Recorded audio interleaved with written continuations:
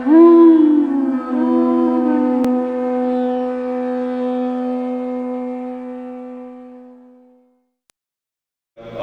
to Srila Prabhupada. First, generally we would like to read from the Vyasa Puja book, the meaning of Vyasa Puja. And I'd like to ask Mother Govindadasi to speak first after we read this offering.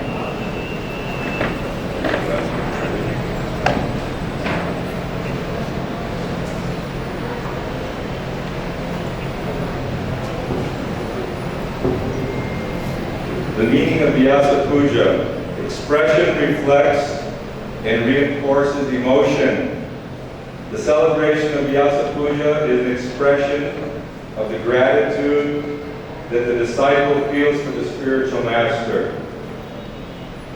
And that feeling becomes reinforced when the disciple expresses his own gratitude and hears other disciples express theirs. The spiritual master's guidance and grace are indispensable for elevating and liberating souls caught in this treacherous material existence. Spiritual master is non-different from the Supreme Personality of Godhead. As the sacred scriptures proclaim at Srimad Bhagavatam 11th Canto, in the Bhagavad-Gita, Krishna himself declares that the Acharya is non-different from him. Acharyamang Vijnaniyam. This non-difference is not because of merging of beings, but because of joining of hearts. Spiritual master is purely and selflessly surrendered to Krishna, as was Arjuna at the end of Bhagavad-Gita 1873. The spiritual master is not just a conveyor of Krishna's will, he is also a gateway to Krishna on Krishna's behalf. He receives the disciple's service and bestows mercy. Yasya prasada bhagavat prasado yasya prasadam nagati kutopi.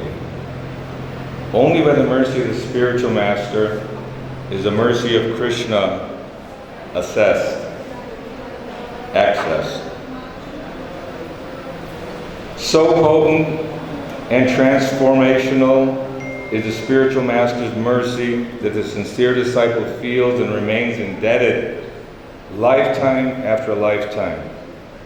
The disciple strives to express that gratitude by dedicating his life to the spiritual master's service.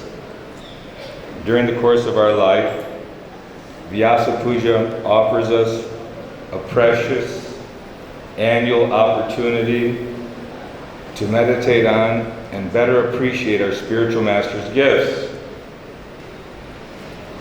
In composing our offering to the spiritual master, we go deep. We focus on that which matters most: the spiritual treasure of Krishna Bhakti, functional roles in this world, but also as devoted and exalted souls committed to the spiritual master's service. Srila Vyasadeva is the quintessential spiritual master. He is the literary incarnation of the Supreme Personality of Godhead. By rendering the Vedic message in written form, he preserves and propagates that timeless treasure of wisdom. Therein he provides a comprehensive gamut of guidelines for elevating people at all levels. And he also gives in Srimad Bhagavatam, the ripened fruit of the Vedic literature, the conclusive guidelines of pure devotion for those seeking life's highest destination, eternal spiritual love for Krishna. All spiritual masters follow in the footsteps of Vyasadeva and carry on his mission. Thus, the spiritual master represents Krishna specifically Krishna in his manifestation as Vyasa. Through the numerous representative grace, A.C. Bhakti-Vedanta Swami Prabhupada is distinctive. Srila Prabhupada was the empowered devotee who fulfilled the prophecy of Lord Chaitanya that the holy names would be chanted in every town and village of the world. Srila Prabhupada manifested both the literary vigor of Vyasadeva and the itinerant vigor of Vyasadeva's spiritual master Narada Muni. Srila Prabhupada wrote prolifically and profoundly, thus doing in English what Vyasadeva had done in Sanskrit. And Srila Prabhupada, following in Narada Muni's footsteps, circumnavigated the globe 14 times, making Krishna's message accessible to millions who had never heard it before. The Vyasa Puja celebration of 2016 is special because this year marks the 50th anniversary of the establishment of ISKCON.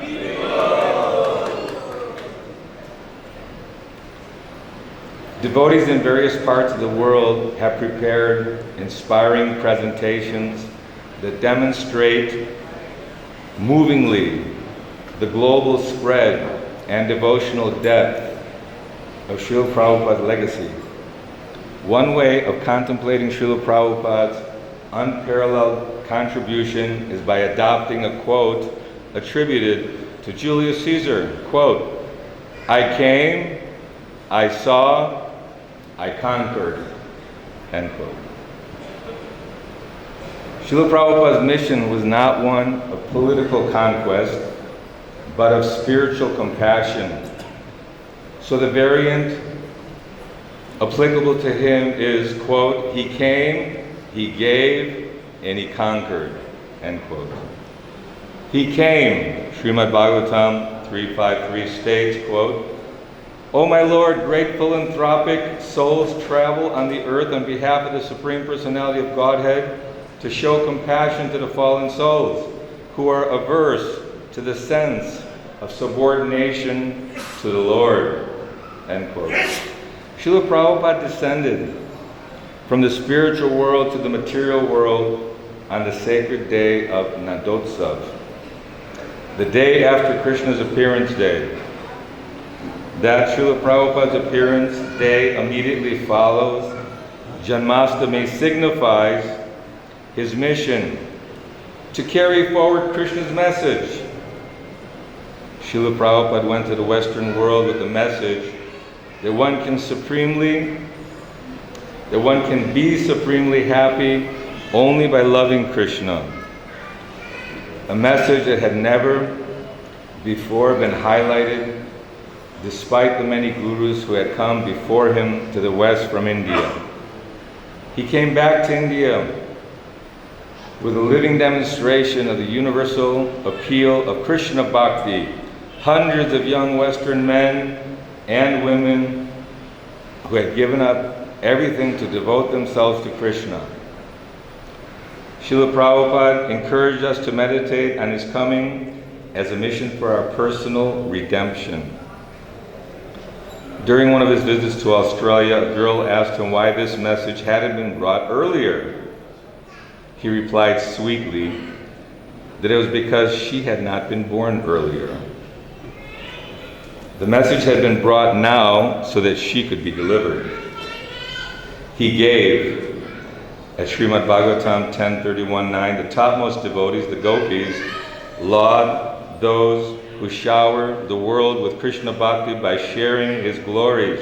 Quote, "Those who spread the message of Godhead are most munificent," end quote. This world is like a quicksand of ignorance, wherein we are not only kept in ignorance of life's spiritual side, but are sucked deeper into that ignorance by the lure of material pleasures. And in the present times, The accumulation of material knowledge creates an illusion of progress, but not only lures us into ignorance, but also makes us complacent and arrogant, thus keeping us ignorant of our ignorance. Srila Prabhupada rescued us from this ignorance by sharing generously the timeless spiritual love for Krishna that was revealed to the world by Lord Chaitanya Mahaprabhu. And this charity of love enables him to conquer hearts. He conquered. Srila Prabhupada won the hearts of thousands of people all over the world by the power of spiritual love. He radiated pure, pristine love. His selfless, surrendered consciousness transmitted Krishna's love to all those who came in contact with him. By that love, he inspired people from incredibly diverse backgrounds to enthrone Krishna as the Lord of their heart, conquering the many illusions that misdirected their love toward worldly things. The Chaitanya Charitamrita states that Lord Chaitanya descended to this world to bless it with the garland of Krishna Prema. Srila Prabhupada made that garland manifest by establishing all over the world temples that made loving Krishna practical and relishable. The glory of his feet has been recognized not just by his followers, but also by secular authorities in both the West and the East. The religious scholar A.L. Busham stated, quote, "The Hare Krishna movement arose out of next to nothing in less than 20 years and has become known all over the West. This is an important fact in the history of the Western world," end quote. The phenomenal propagation that Srila Prabhupada pioneered has continued after his disappearance through the vision and vigor he has imparted to his followers. The Times of India in an editorial in 2006 stated, quote, "Guess again if you think Bollywood or Indians writing in English is the country's biggest cultural export. You may not come across any of these if you visit Cochabamba in Bolivia or Gaborone in Botswana. What you will find instead is a center of the International Society for Krishna Consciousness, ISKCON. Viva! He came, he gave, he conquered is not just a historical and historic event, it is also an ongoing event. He conquers the hearts of new people who come in contact with him through the many manifestations of his mercy, such as his mission, his temples, his books, his followers. And he conquers even more the hearts of us, his followers, as our appreciation of his gifts deepens. Leading a life of devotion in a world of temptation is undoubtedly difficult, but meditating on the sacrifices of the givers of devotion lessens the difficulty. A child may be reluctant to take a bitter medicine, but if he remembers that his mother has sold her jewelry to pay for that medicine, then contemplating her sacrifice will replace reluctance with gratitude. Similarly, difficulties while practicing and sharing Krishna Bhakti may make us reluctant in our service. But by meditating on the innumerable and insurmountable sacrifices Srila Prabhupada made just to give us the opportunity to practice Bhakti, we can shed our reluctance and face wholeheartedly whatever challenges confront us. If we keep the memories of his sacrifices alive in our hearts, he will come deeper into our hearts. The glory of his gifts will be increasingly revealed to us, and he will conquer our hearts more and more. Srila Prabhupada conquered by surrendering. On the Jaladuta, in his celebrated song, Markini Bhagavad-Dharma, he prayed to Krishna, quote, "O Lord, I am just like a puppet in your hands. So if you have brought me here to dance, then make me dance, O Lord, make me dance as you like, end quote. On the sacred occasion of Srila Prabhupada's Vyasa Puja celebration during ISKCON's 50th year, we pray that we too may surrender so that we can dance like puppets in Srila Prabhupada's hands and do our small parts to push on his glorious mission. Chaitanya Charan Das, Associate Editor of Bhakti-Godhead Magazine, Shastric Advisory Council. Srila Prabhupada ki! So we can just imagine the importance of this sacred day, Vyasa Puja. We'd like to give an opportunity to as many devotees to speak as possible. Also this evening, His Grace Gargamuni Prabhu from 5:30 will be giving a presentation on the early life of Srila Prabhupada in Srila Prabhupada's house. I just request devotees to be conscientious of other devotees that will be speaking. This is not time for Bhagavatam class. Also, too much of me, I did this and I did that. Let's, if we can focus on Srila Prabhupada, and of course, he's a person, there's a relationship, so obviously there's some connection between the devotees who've had personal relationship with Srila Prabhupada. But please be conscientious of others wanting to glorify Srila Prabhupada. And we hope to get everyone to speak. We have some time. I'd like to ask Mother Govinda Dasi to please come. And you can start this. Is she here? She's meditating? Okay. Maybe someone can assist Mother Govinda Dasi to come sit here in the front. And we're going to have you to start, Mother Govinda Dasi. Yes, you're one of the first. The Appearance Day of the Spiritual Master is always a glorious time. It's always wonderful because we can appreciate all that He's given us. It's an opportunity to thank Him for all that He's given us. Everything that's here is His mercy. Everything from the flowers that are on the altar, the beautiful deities, this beautiful temple, all these devotees, this is all Srila Prabhupada's mercy. Because when I came and met him, none of this existed. It existed in the future. He actually told that to someone once, that he had thousands of disciples and temples, but he was simply separated by time. And in time, it manifested, because this is the work he was sent to do. This is the work that Shaktavesh Avatar, the actual commander-in-chief of Lord Chaitanya's army, that was predicted so many years ago by Srila Bhaktivinoda Thakur.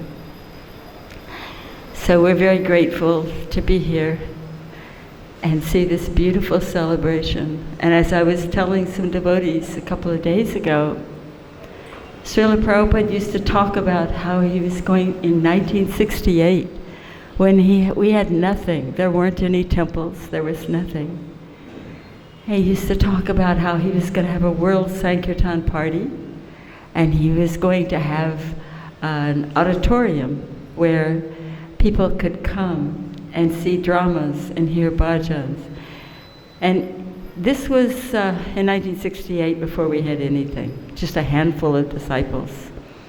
Then there were so many times when it seemed as if nothing was moving, but Srila Prabhupada somehow or other, he made things move. He was always in touch with Krishna. He was always focused on his plan. His desire for India was to bring the families to his temples on the weekend so that they would not go to the cinema. This is why he built Bombay. This is why he built so many temples, so that the Indian culture could be revived.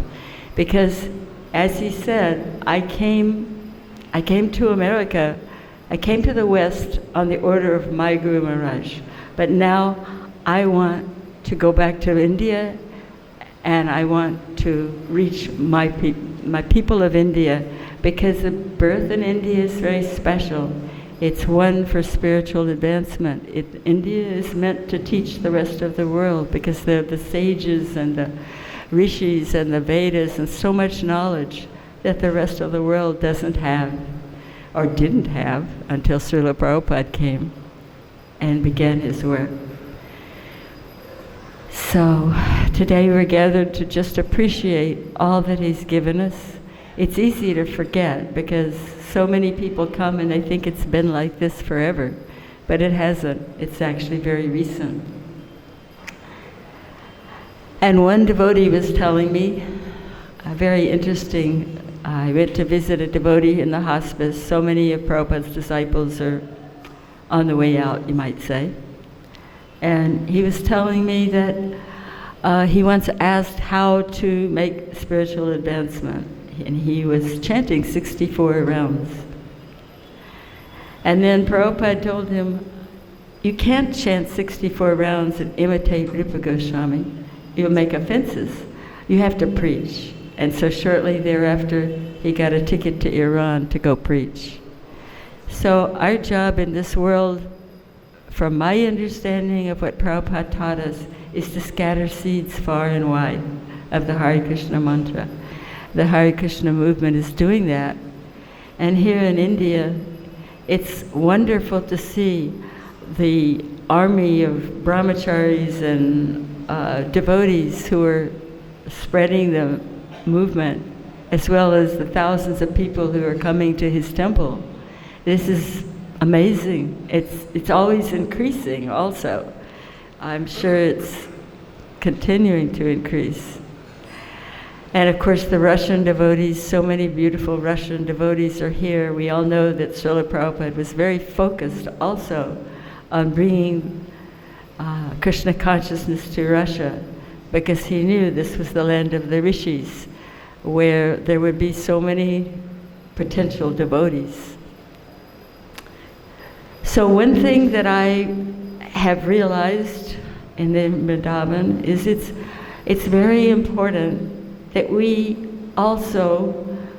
read Prabhupada's books, we hear his lectures, we try to absorb his original teachings as far as possible. But one more thing is that we understand his heart. His heart is full of love and compassion. And by reading his poetry, the poems that he wrote to his spiritual master, some of which are translated, they're in Bengali or they're in Hindi, and we can learn a lot about Srila Prabhupada's mood, his depth of heart. And I feel that this is something that's very important, that needs to be widespread within our movement, because now we have so many books in every language. We have so much food for the brain, you might say, the spiritual teachings. But what we need is the essence of his heart. And the essence of his heart can be found in his poetry. And so I would encourage you all to study some of his poetry, because it's full of deep, very deep meaning. And we can emulate this feeling of love and concern and compassion for every creature that Srila Prabhupada showed us. I was a young American girl. I knew nothing about anything. Yet when I pointed to a slug, that's a snail without a shell, it's an ugly creature. I don't know if you have them here. You know what a slug is? Do they have them in India? They have them. I don't know what they're called, but they're very ugly. And when we were sitting in the garden once, I pointed to it and said, ugh. And he said, chant to the poor creature. And I was down on my hands and knees, chanting Hare Krishna to a slug. This is a heart of compassion. He didn't see the body of the slug. He saw the soul. And we have to learn to do this, and it's a lot harder for us. We, coming from different culture, especially where the heart chakra is not so developed as in India. Thank you very much for being wonderful devotees and serving Srila Prabhupada's mission. Hare Krishna. Thank you, Mother Vyasa. She's one of the earliest disciples of Srila Prabhupada. And thank you very much for your time. Thank you for your visit. I'd like to ask Gopal Prabhu to come and speak. And after Gopal, I'm asking Mother Daivi Shakti Mataji. And after that, Ansarup.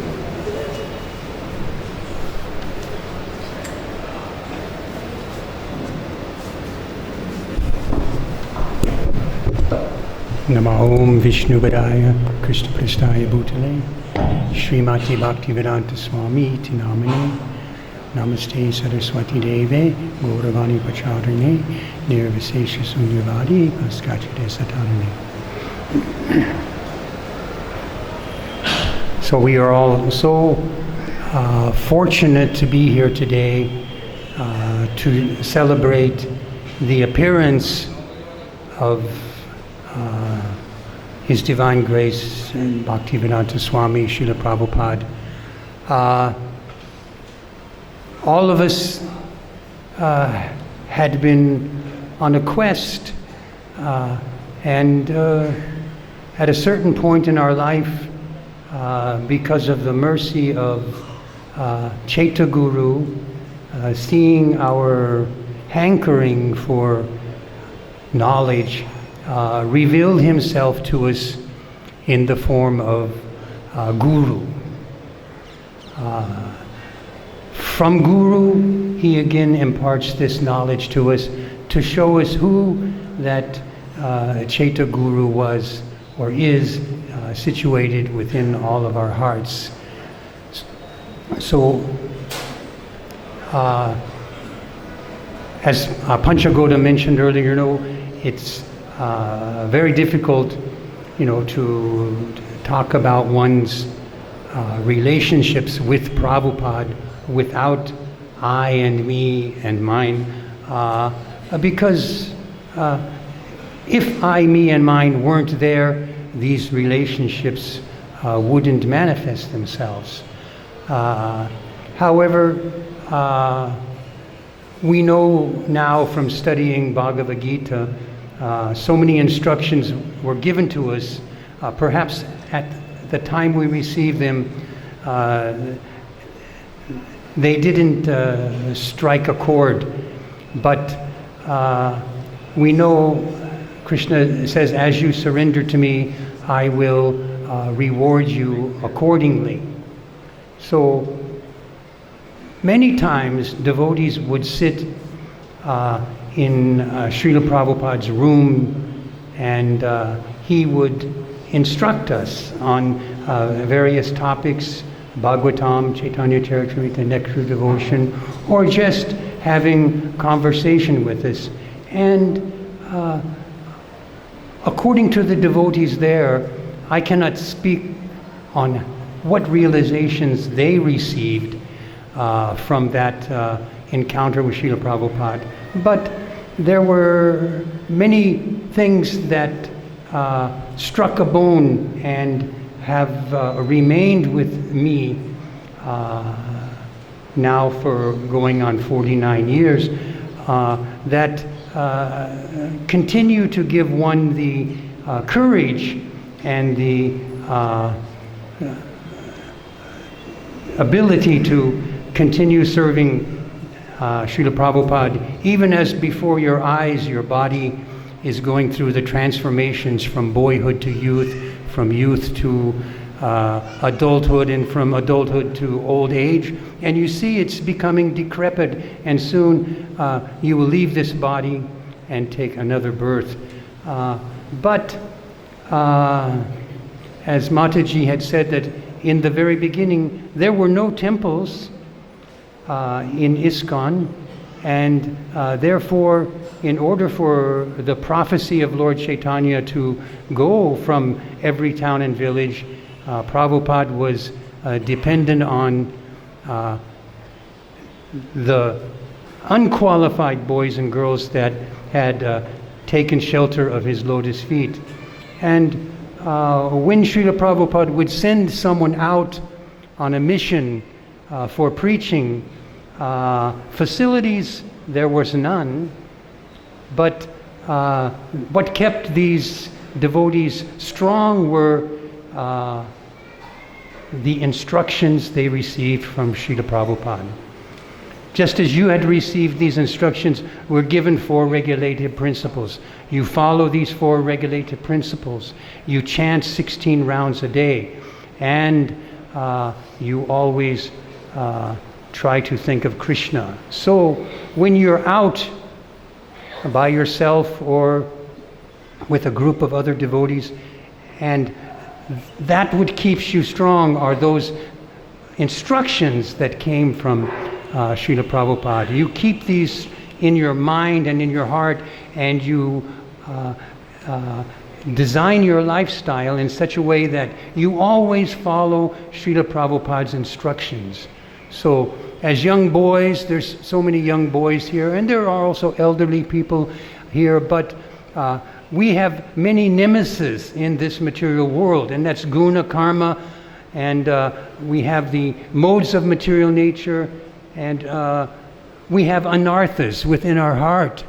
And so these anarthas, at the present time, they may seem like life is peaceful, but anarthas can be unmanifested, and they can manifest themselves at any time and disturb your mind. But if you remember Srila Prabhupada's instructions, when these changes take place, when these anarthas manifest themselves, you will not be disturbed, just as the lotus flower is not disturbed by the turbulence of the lake. So for me, these are things that I remembered from Srila Prabhupada, knowing well that, as a young boy, 18 years old, and now an old man going on 69 years old, I've experienced so many transformations of this material body, and my mind, even to this date, is still giving disturbance. But the one thing that has kept me resolute is that Srila Prabhupada's instructions, I keep them in my heart, and I can take solace in them in times of disturbance and trouble. And this is Srila Prabhupada's legacy to you, to follow these instructions. And all of these discussions, they take place in Bhagavad-Gita between Arjuna and Krishna. He explains how these things are going to manifest. And don't think they won't happen to you. Just because now you're young and healthy, tomorrow you may get hit by a truck. We don't know. So be ready for these. And one important thing that Prabhupada instructed us is that if you want to be safe, never leave my movement. So as long as we remain with Srila Prabhupada in his society, we follow the 4 regulated principles, and we try to free ourselves from lust and from attachment and hankering, all of these things which are deterrents. Then we will be here 10 years from now, 40 years from now, and our shelter will be Srila Prabhupada. So all of us, we have such a debt to pay back for this, taking us out of this cycle. We travel from birth to birth until we meet such a self-realized soul.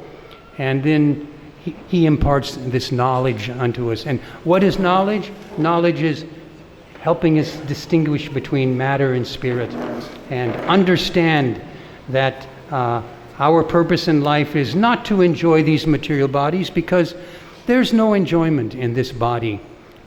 There's only fleeting happiness, which in turn turns into suffering. So be aware and be always conscious of everything you do. All that you do, all that you eat, all that you offer, all that you give away in charity, we do these as an offering to Krishna. And Krishna guarantees us, not by his own lips, but because Krishna sometimes lies, so he had his devotee ensure us that if we become his devotee, we will never be what? Vanquished. We will never perish. And so Prabhupada has guaranteed us this same thing, that if we follow his instructions, we will never perish. And when it's time, whether it's tomorrow or 50 years from now, when we leave these material bodies, Krishna says, surely you will come to me. And this is all because of the mercy of Srila Prabhupada. And I would just say one short I and me story. This perhaps is the most well-known speaking of Srila Prabhupada anywhere in ISKCON. I'm sure every devotee in the entire ISKCON has heard this. So after I had joined ISKCON, I had to wait 2 years in order to see Srila Prabhupada. And on the day that I went and I met him for the first time, I was so proud and happy. I wanted to show him what a great yogi I was, because prior to ISKCON I had spent hours and hours and hours every day standing on my head and doing exercises and doing all of this. And I wanted Prabhupada to see what a great yogi I was. So I sat in front of him. This was in Los Angeles. And I sat in the full lotus position with my back like this and my beads on my hand. And Srila Prabhupada began chanting japa. At that time they had reel-to-reel recorders. There was no tapes or anything like that, or CDs like today. But Prabhupada began to chant, and then I wanted to chant in sequence with Prabhupada, so I was listening, and then when he was chanting Hare Krishna, Hare Krishna, I was chanting the same Hare Krishna, Krishna. And then suddenly my legs became so painful, and I couldn't bear the pain, and Prabhupada was like this far from me, and I was agonizing in pain. So I stopped chanting and I pulled my legs up and I was sitting like this. Oh, such relief. And Prabhupada looked at me and said, sit properly. So that was the very first words Srila Prabhupada ever spoke to me. He chastised me. But we know that Srila Prabhupada is like a thunderbolt, and he is also soft as the petal of a rose. And so I was distraught, but from then I have received so much kindness from Prabhupada.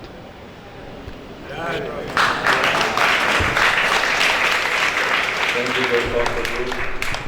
Actually, he's one of the early pioneers. He spent so much time with Holiness Chapter talking about it in Mayapur when there was nothing, just sleeping on the ground and surviving the rigor of early life in India. I'd like to invite Mother Devi Shakti to come after Mother Devi Shakti Hansarupa. So we're all very fortunate because, as is mentioned, life is short. Today, tomorrow, in a few years, everyone's going to die. We're all going to leave. So hearing from the disciples of Srila Prabhupada and also those devotees who have some experience is a rare opportunity. So we're all very fortunate to be here together for the Srila Prabhupada.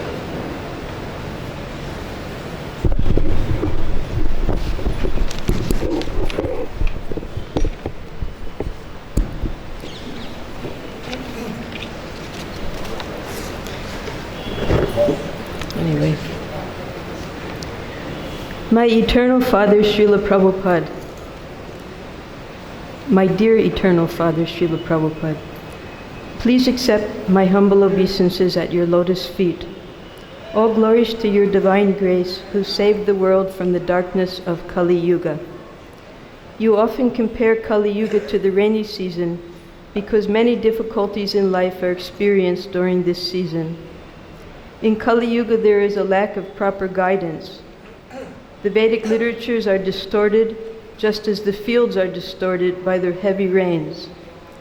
But now our muddy life of material existence has become clear by your guidance, and the lotus of knowledge has gradually blossomed in our heart. When we take shelter of you, our whole life becomes clear, like water after the rainy season. When Sri Krishna was present, he stopped the worship of Indra and advised his father to worship only the Supreme Lord. Indra became furious with false pride and attacked the innocent Brijbasis with torrents of rain and hail. They had no shelter but Krishna, and he protected them from Indra's wrath.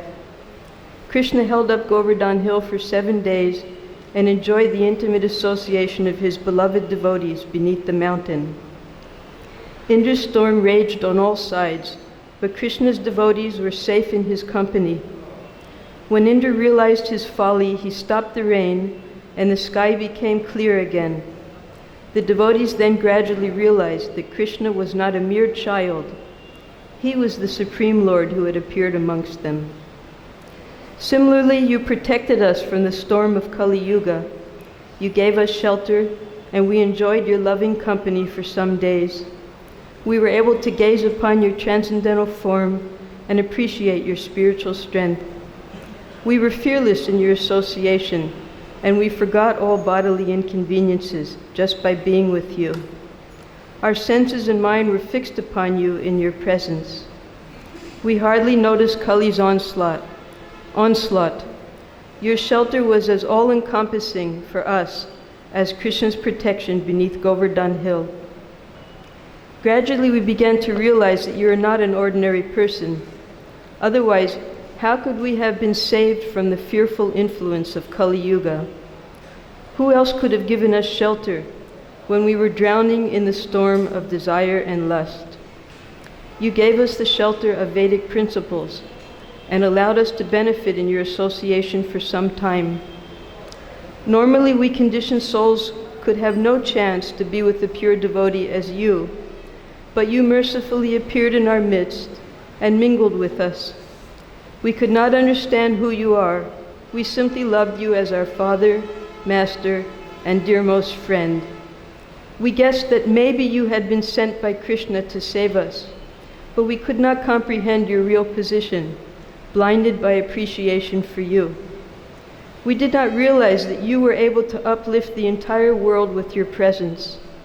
Your books acted as spiritual rays that gave light to the darkness of this age. Still, your influence expands throughout the world to a degree that no mortal can fathom. Even in your so-called absence, your influence is working to reverse the tide of Kali Yuga. As clouds sometimes clear, even in the rainy season, so even in this Kali Yuga there are sometimes advantages. You inaugurated Lord Chaitanya's mission through the chanting of Hare Krishna, and now the Hare Krishna Mahamantra is heard in almost every town and village of the world.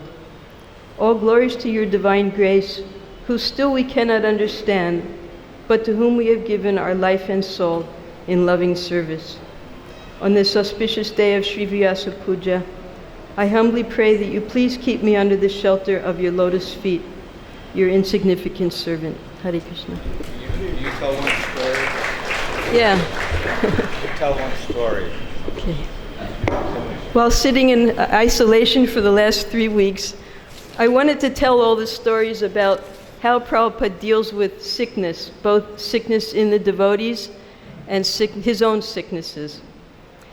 So anyone who had some type of serving association with Prabhupada intimately, cook or servant, or GBC, secretary, whatever, they would inevitably get sick. because you had to work at such an incredible pace. So I was just remembering all the times that, but the I, me, and mine, I didn't want to get into that. All the times that I got sick and how Prabhupada dealt with it. He was so merciful. He noticed everything. Things that we didn't even think that he would notice, he noticed. One time in Bombay while cooking for him. Bombay in those days was practically uninhabitable, but still we lived there to serve Prabhupada. And I got this disease, and I couldn't put my arm down, so I was going on cooking like this.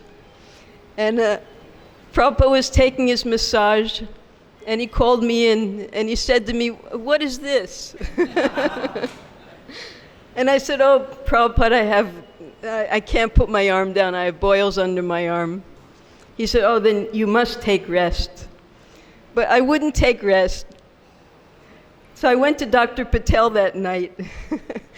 And I said, "Dr. Patel, you have to do something. I want to continue cooking for Prabhupada." So he immediately operated. And during the operation, I was yelling, I was just calling out, "Prabhupada, Prabhupada, Prabhupada," because it hurt. And then suddenly he stopped and he said, "Leave Prabhupada alone." So the next day, I come in to cook. And Prabhupada was surprised. He said, "What happened? I told you to rest." And I said, "No, everything's okay, Prabhupada. Dr. Patel took care of it." And immediately he said to me, "Did it hurt?" And I said, "Yes." And he put his head down. He looked very unhappy. And his servant, Navayogendra, he glared at me like he was going to burn me up because I made Prabhupada feel bad. So there are so many stories. We can all tell the stories of how Prabhupada especially dealt with his own sicknesses. At the same time, 2 days later, because the kitchen, the bathroom, everything was so compact there in Bombay. So he was looking in the mirror, which was right outside of the kitchen, and he's looking in the mirror, and Prabhupada also got a boil. So while looking in the mirror, he says to himself, so I can hear it, he said, "One hygienic principle has been broken." So this was Prabhupada's explanation of how we got our boils. So, all right, many stories to tell, but this is formal time, so all glories to Srila Prabhupada.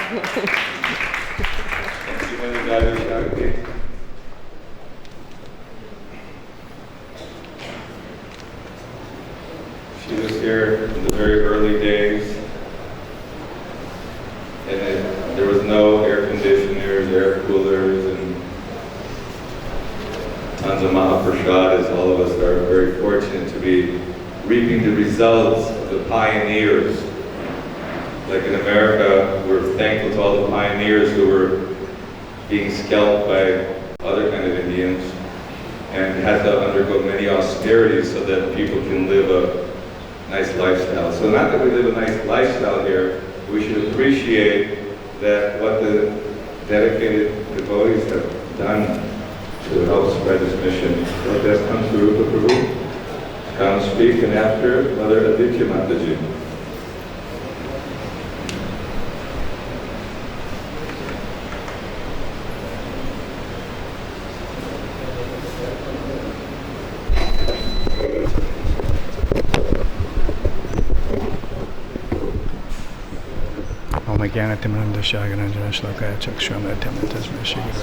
Mukam karoti vachalam pangum langate grim yakipatamam made Shigurum Dinatanam.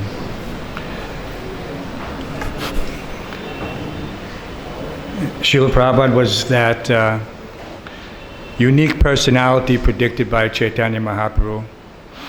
And in the Chaitanya Bhagavat, as Mother Govinda Dasi mentioned, as the Senapati, Bhakt, Commander-in-Chief. So as the title Commander-in-Chief implies, he is the ultimate authority. So this has an interesting parallel. One time in New York, there was a question regarding whether or not how this movement would conquer the world. Prabhupada said, if you are sincere, like Arjuna, you could conquer the world in 18 days. That was his conclusion. And obviously, the implication was that we were not sincere. In our youthful minds, we were going on Harinam all day long, basically. That was our primary function. Clean the temple, go out on Harinam, come back for the evening program. The transcendental sandwich, as it's been described. So much progress has been made by Prabhupada's mercy. This movement has spread. As we were just reading in the Vyasa Puja, there was a nice letter from the Chinese Yatra. For many years, we referred to the Chinese Yatra as Kasha Desh, in order to avoid any controversy, any attention by the very heavy karmi authorities in China. But now, we've seen that China has also, to a degree, opened up. And we have official sanction for printing Srimad Bhagavatam, Bhagavad-Gita, and a host of other approved literature. As they review them, they approve them. So this is amazing. I was in New York when Srila Prabhupada was discussing with Tamal Krishna Maharaj and Drishtadyumna Maharaj about going to China. And nobody wanted to go to China. Nobody wanted to go. It was the last place on earth that anybody wanted to go. Because it was such a closed situation. But Prabhupada's strength, his purity, and this is the formula, books are the basis, preaching is the essence. Utility is the principle and purity is the force. So by his purity, he could empower anyone to do things that no one thought possible, like go to China and other places. China may not have been the hardest place. After visiting there some years ago in some GBC service, I had to conclude that it was the most difficult place. Much more difficult than, say, Russia, excuse me. There, everywhere you go in China, you're followed by a million eyes. They know your every move. Anyone who addresses or advertises himself as a devotee is marked by the police for eventual arrest, incarceration, restriction of facilities. So we don't have that so much here and anywhere else in the material world. But if you're a devotee in China, you are marked by the government for persecution. That's just the fact. But yet, through Prabhupada's purity, devotees were willing to risk that. As devotees have risked in many areas of preaching all these years. So in this mood, hopefully, the movement will continue by understanding how Srila Prabhupada sacrificed and how as Panchagoda mentioned, how the pioneers have sacrificed, that this sacrifice is not in vain. Because as anyone has seen, it's a common theme that whatever one generation accomplishes can be immediately lost by the next generation. You see so many people who have come up in the business world, they've become very, very rich. But yet their sons and daughters squander everything. The whole inheritance is lost because they didn't have to work for it. So here so much has been done, but so much can be lost. So it is imperative that everyone approach Krishna consciousness with the same seriousness that Srila Prabhupada tried to impress upon us. That it is not just for our salvation. Yes, it is nice. Sometimes we see that a person comes to the movement, takes initiation, and then now he thinks, I am a devotee. I am saved. This is the Christian mentality. The Christians think I can do anything because Christ will take the burden of my sins. Is everyone familiar with this Christian philosophy? They use Jesus Christ as an insurance policy. So this should not be the Krishna consciousness movement. Prabhupada has done too much for us to take it so lightly that now I can do anything. Why? Because I've taken initiation. I'm saved. No, that is not how it works. We owe an eternal debt to Srila Prabhupada, a debt that cannot be repaid. And if someone is thinking that my debt has been repaid, then he is a very unfortunate soul. We have so much more work. As everyone was saying, we're all getting up there in some age. We're all kind of old. You know, we've been in this movement for well over 40 years.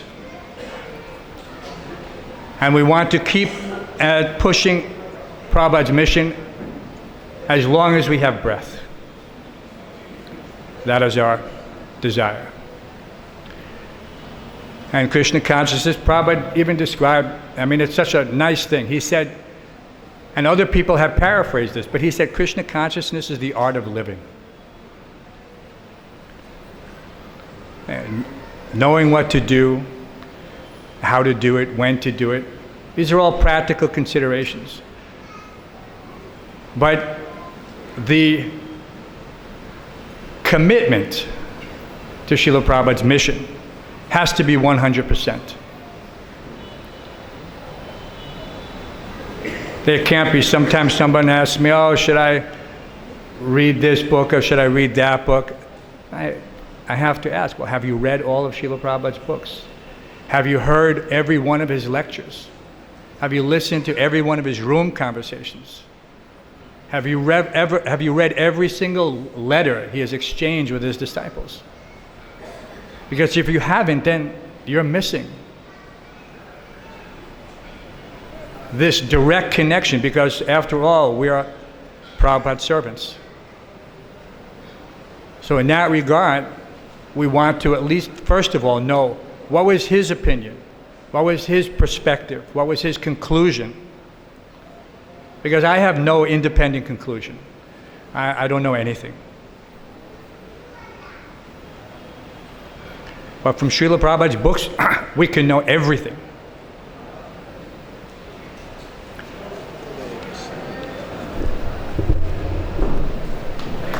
Jai Prabhupada.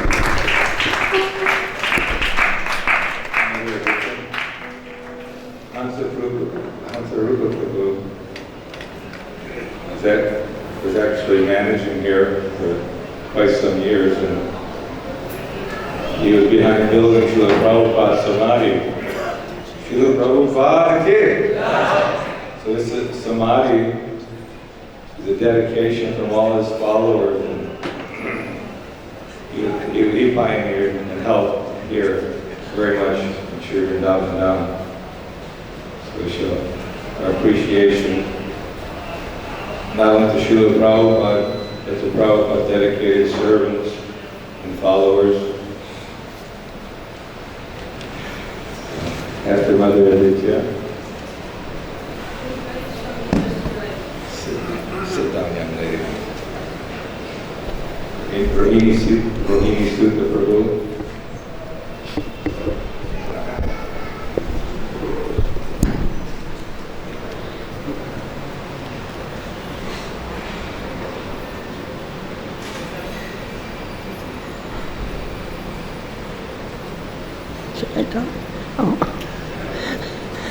Okay, Brahmananda Prabhu once said that Prabhupada told him that the Vyasa Puja offering should be pleasing to the spiritual master. So I would like to tell a Sankirtan story that I've never told to you before, Prabhupada, and I hope that it will be pleasing to you, because Actually, it expresses the power and the glory of your transcendental books and the great importance and significance of Harinam Sankirtan. Namo Vishnuvadaya Krishna Prasthaya Bhuktadaya Srimati Bhaktivedanta Swaminiti Namine Namaste Saraswati Devi Gauravani Vacharane Nirvasesha Shunyavadi Vastyadya Deshitayane. Okay.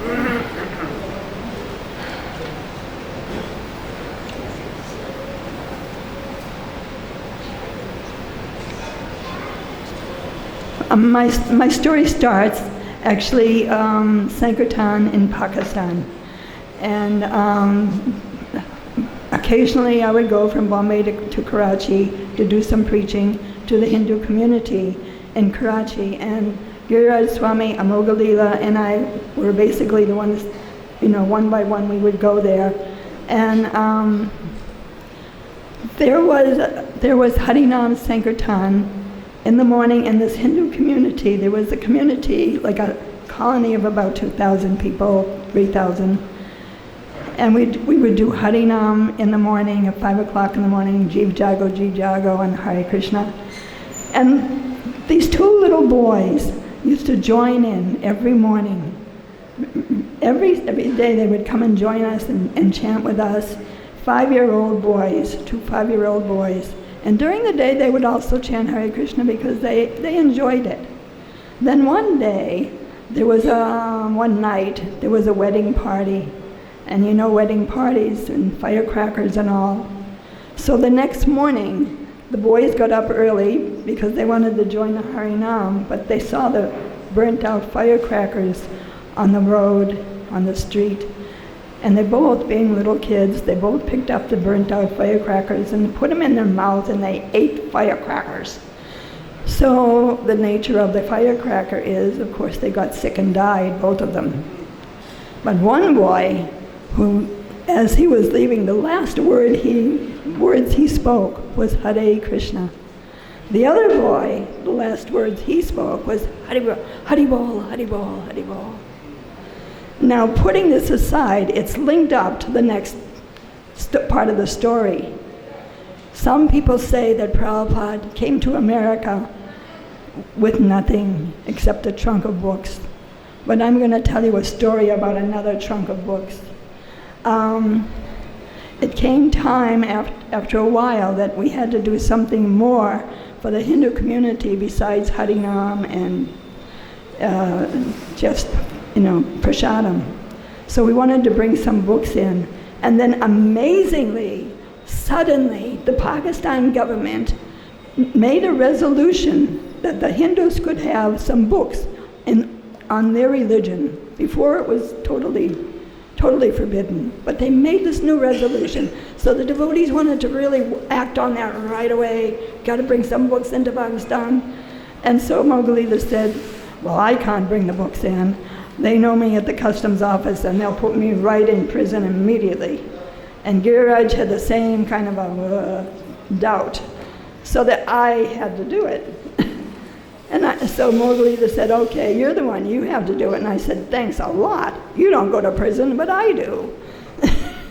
So I was standing there in the airport, in the Pakistan Karachi airport, looking all around for my trunks in the luggage area, and everybody was coming and going, getting their luggage, and I didn't see my trunks anywhere, and I was thinking, am I in the right place? And this custom officer came up to me and he said, are you looking for trunks? And I said, yes, I am. So then he said, okay, then you follow me. And I didn't really want to follow him. I kind of stood there, and after 2 steps away from me, he turned around and he said very emphatically, follow me. So I got a little scared, but I followed him. And he brought me over to the customs counter, and there were the 2 trunks. And so after opening them, they wanted to see what was inside, but nobody knew English. They were English books. We didn't have any translated books. They were English books, all of Prabhupada's Srimad Bhagavatam, Chaitanya Charitamrita, Bhagavad-Gita, and they didn't know what it was. They had no idea. Srila Prabhupada's books are so powerful. We can't imagine how powerful they are. Totally put everybody in a dilemma. They couldn't understand what the books were. It was the power of the books. And so they looked at me all over, and then they talked to themselves for a minute. And then I gave them a letter composed by Giriraj Maharaj that, said that there's a gift for the Hindu community, the people of the Hindu community, and it's not for sale. So after talking amongst themselves for a minute, they decided to just let me in with the books. It was amazing. They could have shot me right there. Anything in those days, anything anti-Islam, they could shoot you on the spot.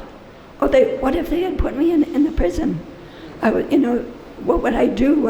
A lone, foreign lady with no companion in a Pakistani prison. But Prabhupada's books saved me. They just were so powerful. They just took over they changed the whole atmosphere.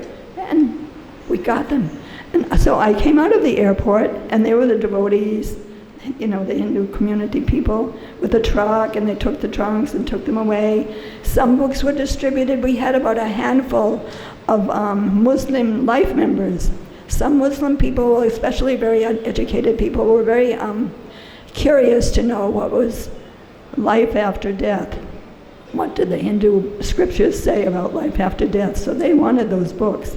So some books were given to them, but there's some of the books, none of the Hindus could speak English or read English. So they were stored away in one devotee's house for many, many years.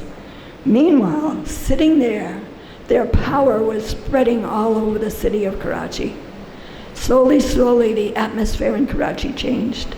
Now, fast forward, to about a year and a half ago, there was one boy that came to visit me here, that came to visit Vrindavan, and I saw him here. And he was about 18 or 20 years old when he heard about those books being stored. And he went all around the community, and he found out who had them, and he took one of the books because he wanted to read the English. And when he started reading the first canto of Srimad Bhagavatam, he was so overwhelmed, so amazed. And he said, I'm going to translate this into Urdu immediately. And he sat right down and started translating it into Urdu. Then, when he was finished translating, he proofread it and went over it, the manuscript over and over again. And then he went out to find a printer. It was not easy to find a printer. In Karachi, nobody wanted to print a Hindu book, but he found one. And he got it printed and made a beautiful cover for it.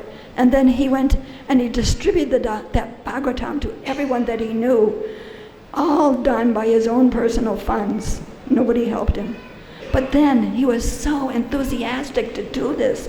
He went back and he got the whole set of books, all of Prabhupada's books, and he said, I'm going to do every single one of these books, one by one, until I've distributed every single one of Prabhupada's books in Urdu. Now, he had a friend that is a very famous, well-known astrologer in Pakistan. And they figured his time of his birth to the time of the conception of in his mother's womb, to the time when those two little 5-year-old boys died. And the astrologer was very amazed to say, it's very possible you were one of those two 5-year-old boys that died from the firecrackers. And he believes in his heart that he really was one of them. And he said, this is why I'm so enthusiastic to distribute these books all over Pakistan, because I was one of those boys before. And he said, what I'm going to do, after I've translated everything into Urdu, I'm going to take it not just in Karachi, I'm going to Lahore, Hyderabad, Peshawar, everywhere in Pakistan, and maybe even into Kashmir. Everyone is going to have Prabhupada's books in Urdu. So this is the glory and the power of Srila Prabhupada's books.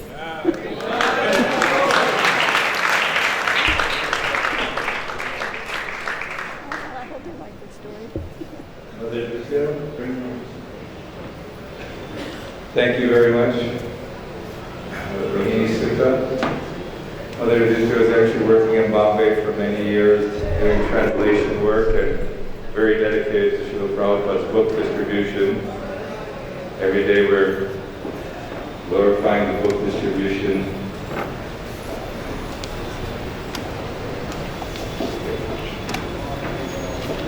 I'll ask Rohini Sutta Prabhu to speak.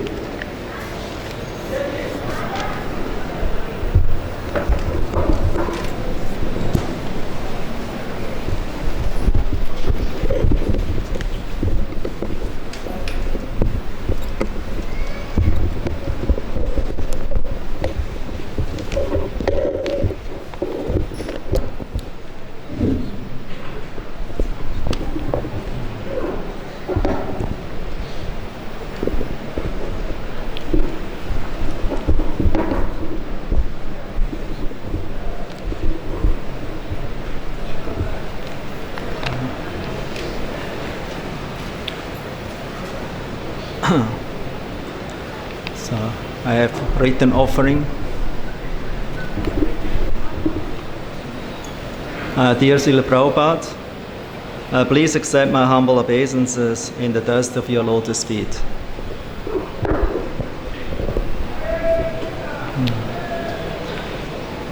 Today, on the most auspicious day of your divine appearance in this world, I would like to thank you again and again for what you have given us. Om Agyatimaranyasya Gananchana Salakyam Chakshurunvetam Yena Tasmai Shri Gurave Namaha. Offer respectful obeisances unto my spiritual master, who with the torchlight of knowledge has opened my eyes, which were blinded by the darkness of ignorance. Lord Krishna's great kindness to the living entities is expressed through the spiritual master. We are not able to approach Krishna directly, as the Lord told to Arjuna, Adi Purana. Yame bhakta jana bharta name bhaktas jate janaha mat bhaktanam jaye bhaktas te me bhakta tamamataha. My dear Partha, one who claims to be my devotee is actually not my devotee. Only he who considers himself to be the devotee of my devotee is actually my real devotee. Srila Prabhupada, you are the living Bhagavad. Through your eyes we are able to go deeper in the nectar ocean of the Srimad Bhagavatam. You are our modern Mahachan, who gave by his own example and words the process of the ninefold bhakti process. As it is stated in Chaitanya Charitamrita, Madhya Leela 17, 185, Dharma Stapana Hetu Sadhura Vyavahara. A devotee's behavior establishes the true purpose of religious principles. Narottam Das Thakur says, Sadhu Shastra Guru Vakya Chitete Korya Aikya. One should accept as one's guide the words of the sadhus, the Shastra, and the Guru. A sadhu is a great personality. The Shastras are the injunctions of revealed scriptures, and the Guru, or spiritual master, is one who confirms the scriptural injunctions. Accepting the guidance of these three is the actual way of following the Mahachanas for real advancement in life. As it is stated in the Mahabharata, Dhamasya tatvam nihitam guhayam Mahachanena katasa panta. The solid truth of religious principles, Sanatana Dharma, is hidden in the heart of an unadulterated, self-realized person. Consequently, as the Shastras confirm, one should accept whatever progressive path the Mahachans advocate. Here are some examples how I can see, with my limited understanding, which quality or mood of a particular Mahachan you followed. Besides, to follow, the examples of the Mahajans, there is no other perfect path to attain the ultimate mercy and shelter of Lord Krishna. As Chaturmukh Brahma manifested the 4 Vedas through his 4 mouths, you gave us the 4 most important and fundamental books, Bhagavad-Gita as it is, Srimad Bhagavatam, Chaitanya Charitamrita, and the Nectar of Devotion. And as Brahma sent out his sons and descendants with the order, if you all will perform this yajna, that will make your life prosperous and successful. You ordered all your followers to perform this Sankirtan yajna and distribute the holy name and the books in every town and village all over the world. And because of your instruction, it is still going on and benefits the distributors and those who take it. And also like Brahma, at the beginning of creation, he was not sure about his purpose and what he should do. He was utterly helpless without the mercy of the Lord. But because he was serious and duty-bound, he surrendered to the will of the Lord. Then due to his deep meditation and faith, his mission became successful. Similarly, when you came to America, you offered your utterly helpless prayers to the Lord to make you instrumental in his mission. In a lecture in New York in 1966, you told to the few attendants of your class in room number 307, "Here I'm now sitting in New York, the world's greatest city, such a magnificent city, but my heart is always hankering about that Vrindavan. I shall be very happy to return to my Vrindavan, that sacred place. But then, why you are here? Now, because it is my duty, I have brought some message for you people. Because I have been ordered by my superior, by my spiritual master. Whatever you have learned, you should go to the Western countries and you must distribute this knowledge. So in spite of all my difficulties, all my inconveniences, I'm here because I'm obligated by duty." That's a quote from Srila Prabhupada, Lilamrita.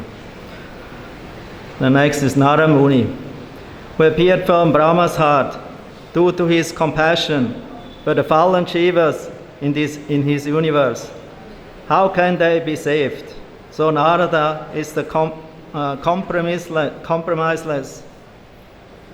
compromiseless preacher who glorifies the glories of the Lord all over the universe and is benefiting and saving them with his message.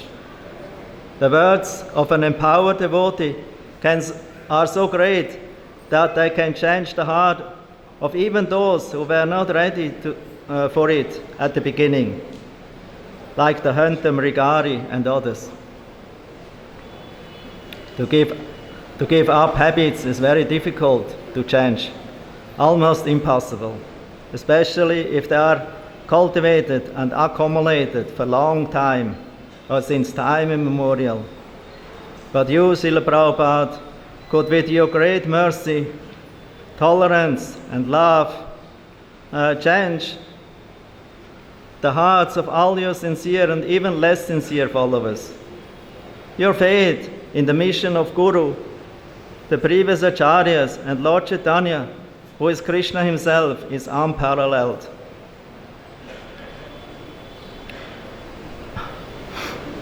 Tirelessly you were preaching and guiding your disciples through your lectures, personal advices, and letters.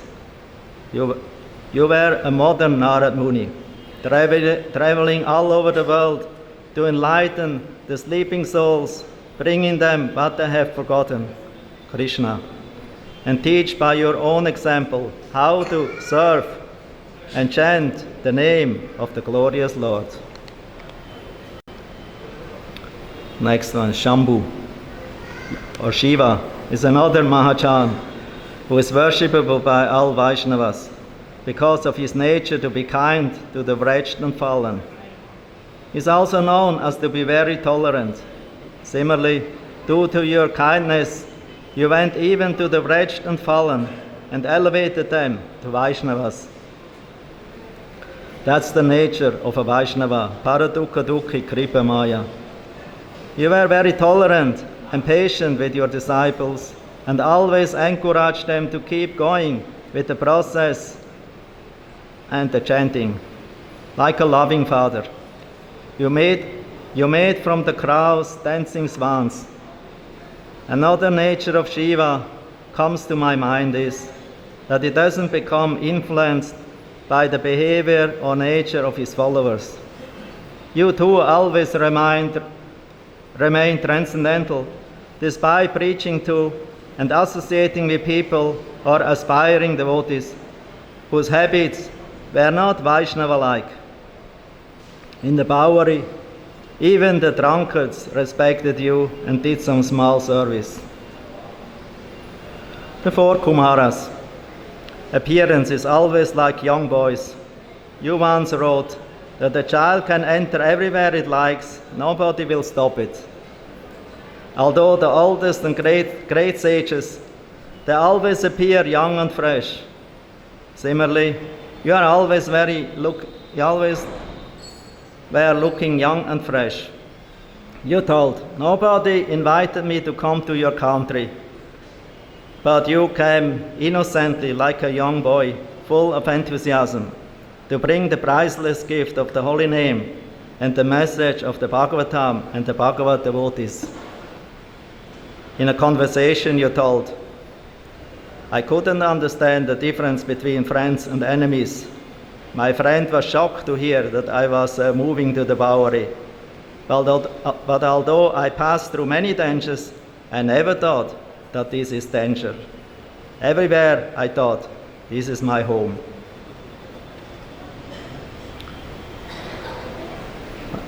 Like Kapila Dev, the great sage and propounder of the divine Sankhya Yoga, the scientific process defining what is matter and what is spirit, with ultimate detachment from the temporary, you explained again and again that we are not this temporary body, we are eternal spirit soul, and that as such we are eternal servants of Krishna.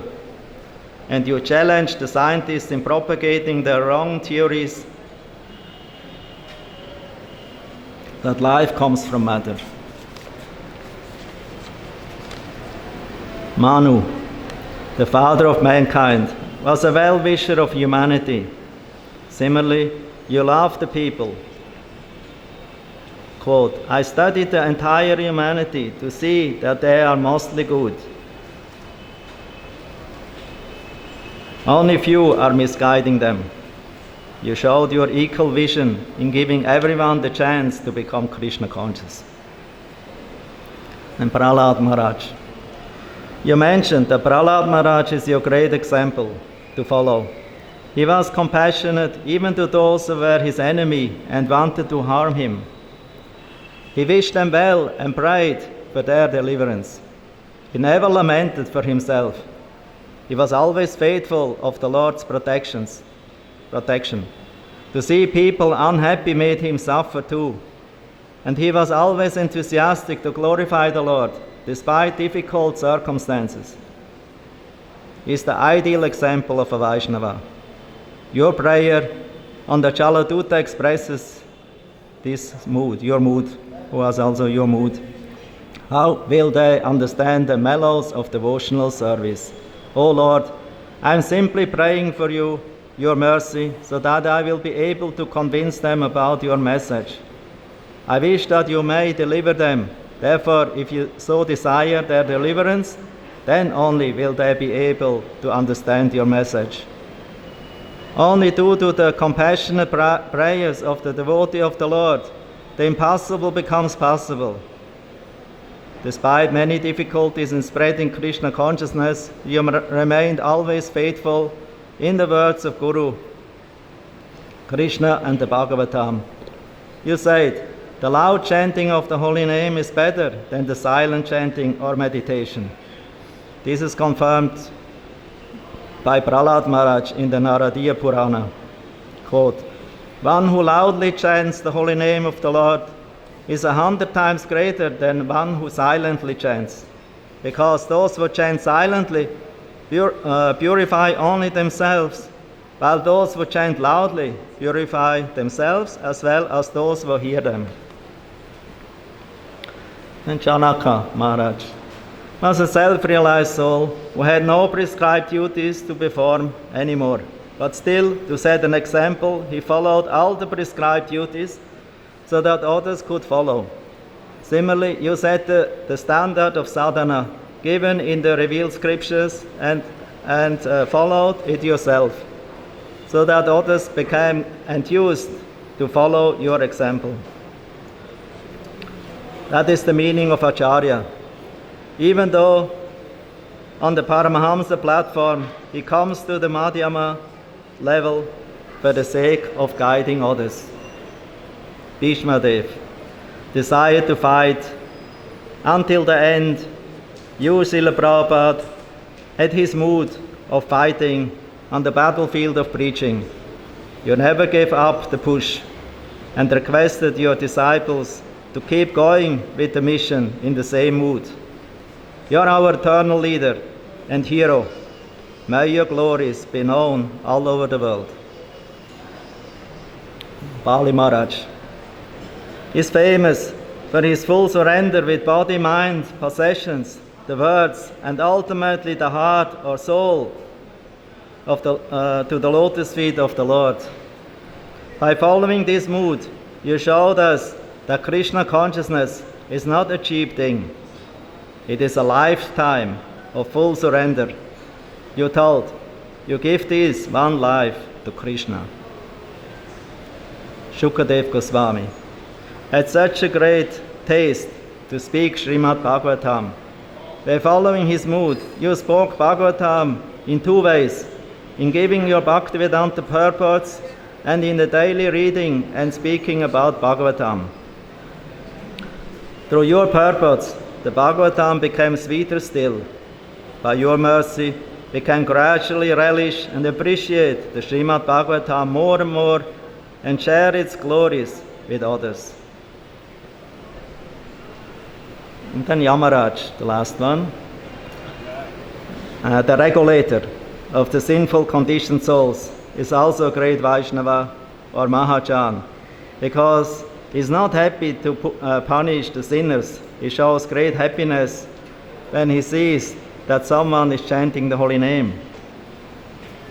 By your mercy, Srila Prabhupada, you gave the rules of freedom, so that by sadhana bhakti one becomes purified and able to surrender to Krishna and serve him ultimately with unmotivated love that burns all karma to ashes. Thus you saved us from hellish life. All glories to you that you came to save us by giving us shelter in this wonderful process of bhakti. You are the sunshine of our eyes. All glories to your divine grace. Hare Krishna, your insignificant servant, Rohini Sutadas. Thank you, Rohini Sutadas. Actually, he did a lot of Sankirtan and helped the European Yatra in so many ways. We were fortunate that he's staying in Vrindavan now. Beautiful. I'd like to ask Gungrahi Maharaj, please come and take offering to Srila Prabhupada, then Mother Narayani, and after Mother Narayani, praying to shortly. So these glorifications of Srila Prabhupada are very important, just like Srimad Bhagavatam, because the pure devotee is not different than Krishna. So when we're glorifying the pure devotee, just by hearing of his qualities, is not different than glorifying the Supreme Lord, because he's carrying out the Lord's mission.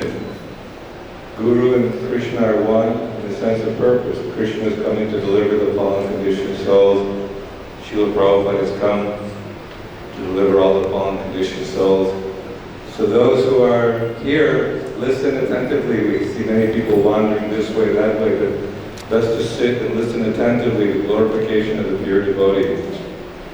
This is the medicine for cleaning the heart.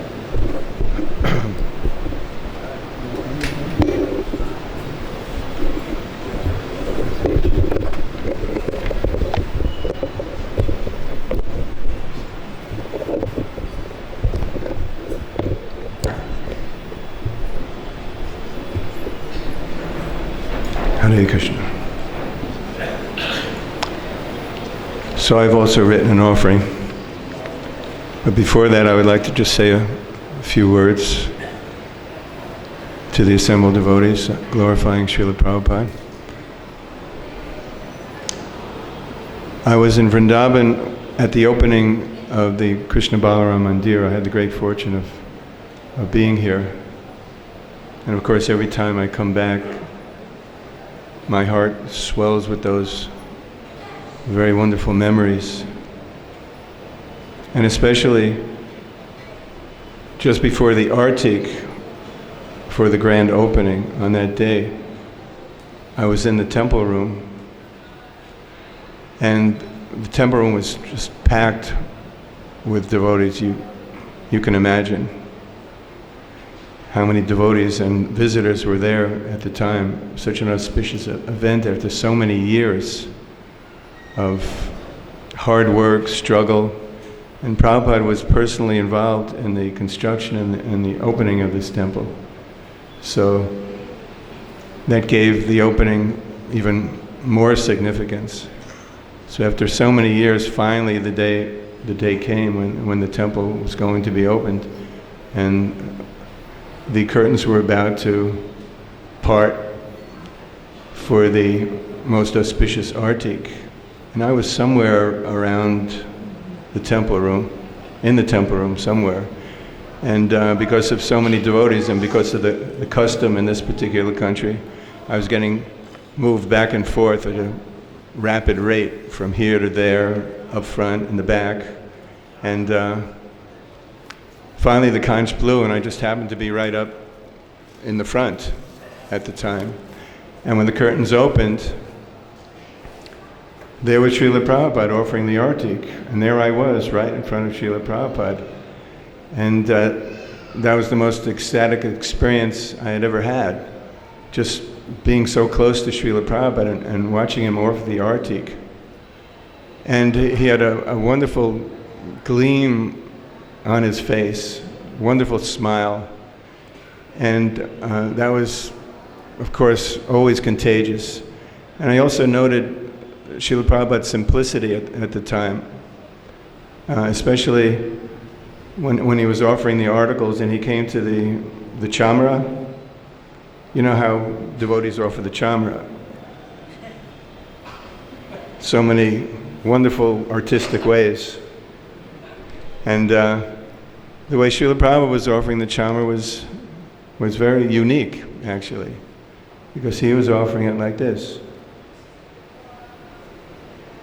Just like that, very simple, nothing special, nothing fancy. And I noted that. And of course that was in line with Prabhupada's entire personality. Just very simple, straightforward. What you see is what you get. And what you see and what you get is very, very special. Nothing like any experience a devotee had ever had.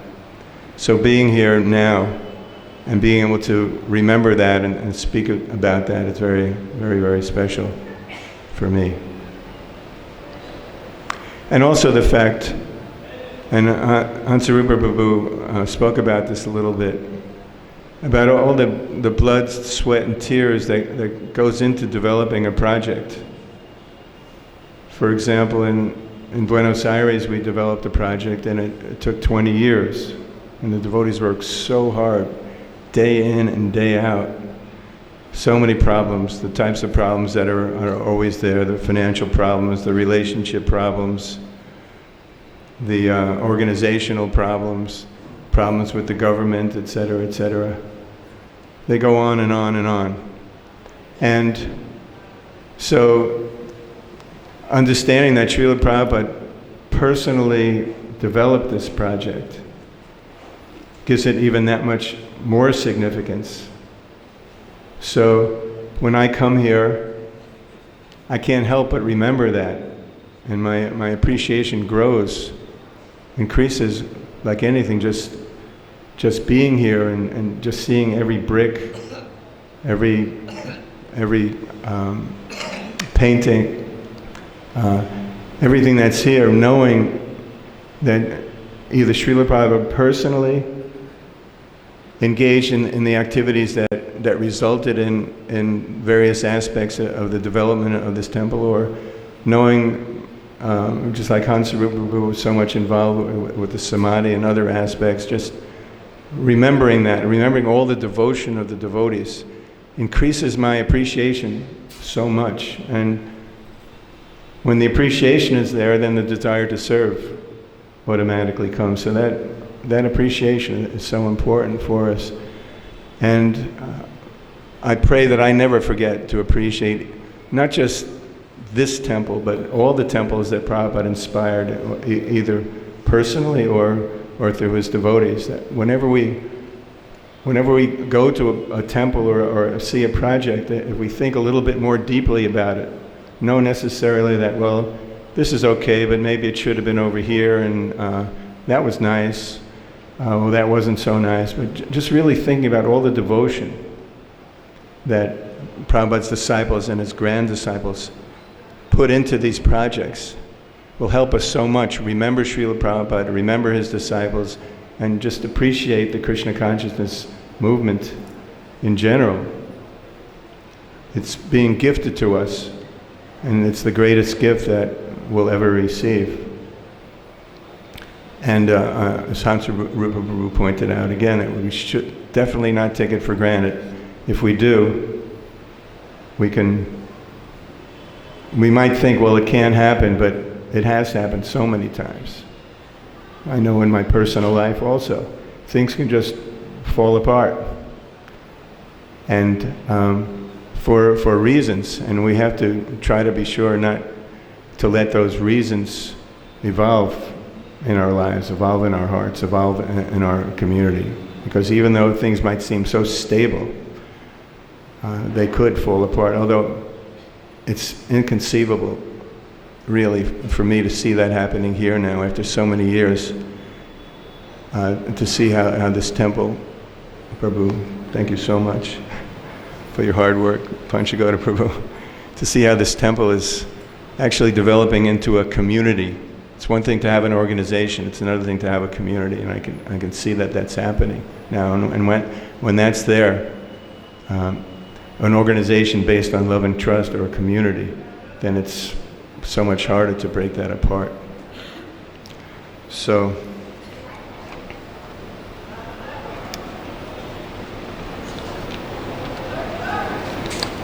how many of you have written offerings to Srila Prabhupada? Raise your hand if you have. I would humbly suggest that maybe today is a good day to do that. It's probably a day off for a lot of you. And writing an offering is a very purifying activity. It requires a lot of effort, a lot of heart, a lot of mental effort to do that. For those of you who have written offerings to your spiritual master, you know that it's not an easy thing, because you want to search very deeply in your heart, bring out whatever devotion, whatever appreciation, whatever affection is there. And not only that, but then you need to write it down, which is even more difficult. You have to organize your thoughts, and then more realizations come when you do that. And in the end, it becomes a very rewarding experience, very heartfelt experience. And we think of things that are buried very deeply that we didn't even know existed within us. Appreciations and ways to glorify our spiritual master, or to speak of Srila Prabhupada. And Prabhupada wanted all his disciples to write offerings, and we should all think of ourselves as Srila Prabhupada's disciples. So if you just try to do that, and Prabhupada also wanted us to write every day. He said that several times, that it helps us fix up our thoughts and our consciousness. When we're just thinking about something, the thoughts go from one side of the mind to the next and then out. But when we have to write down our realizations, then they become more apparent to us what those realizations are, and then they increase. So that is certainly true with writing about Srila Prabhupada.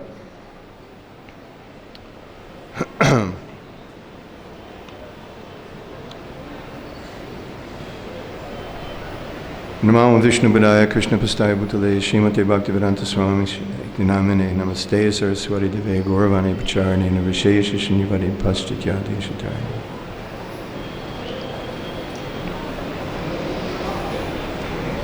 Dear most Srila Prabhupada, all glories to your divine grace on this most auspicious day of your Vyasa Puja. I had the great fortune of coming in contact with the devotees in 1968. Inspired by their enthusiasm and cordiality, I visited your temple in Buffalo, New York one Sunday, a few hours before the feast. In spite of my far from Brahminical appearance, I was invited into the kitchen to help. And after a 2-minute briefing on the protocol of cooking for Krishna, I found myself on the assembly line folding samosas. I love to cook, but what I remember most about that day was how warm and kind-hearted everyone was. I chose to be sheltered by ISKCON from then on, and I'm very happy to say that for 47 years, your movement has fully satisfied my heart. There are many reasons for that, but the main one is the love shared amongst the devotees. While writing this offering, I was reading in His Holiness Shivaram Swami's book, Krishna Sangati, the following description of the deer's despair due to intense separation from Krishna after the Lord's departure to Mathura from Vrindavan. Quote, "Once playful deer, unmindful of the soft grasses that had lost their flavor, longingly gazed toward Mathura in sadness. They simply listened to the echo of Krishna's flute song. And if that echo were ever to leave the valley of their ears, then how would these timid creatures have continued to live? They would live only by hearing of Krishna, as did the gopis, who had sustained Vrindavan with their love, as did the bees, birds, and sparse foliage, who had all abandoned their duties in the trauma of Krishna's absence. And live they must, for if one tiny insect, one insignificant blade of grass, or any of Krishna's associates were to die, Krishna would immediately perish of a broken heart." End quote. How relishable it is to read about Krishna's divine love for his devotees and how much he cares for them. And how equally relishable it is for us to meditate on that same love which he imbued you with and which you showered upon us through your personal dealings, compassion, intimacy, concern for our well-being, and huge personal sacrifice.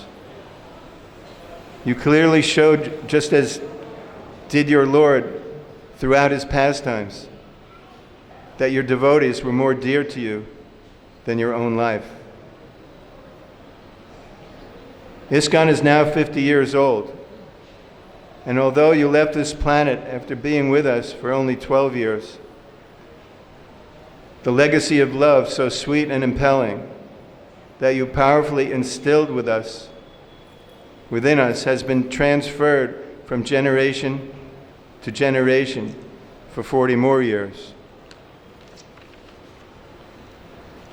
We see that your ISKCON has not only stood the test of time, but is replete with wonderful accomplishments that will surely continue to propel us far into the future with great transcendental force. I'm so happy to have visited yatras where ISKCON is expanding at a rate reminiscent of the days you were personally with us. Although it is impressive to see all the big, beautiful buildings that are going up and projects that have been started, what I've been truly overwhelmed by more than anything else is how many pure-hearted souls your stalwart disciples and their followers are attracting. Everywhere I have gone, I have met great saints, young and old, decorated with one Vaishnav quality after another. Their nature is such that it makes me feel as if I have known and loved them forever.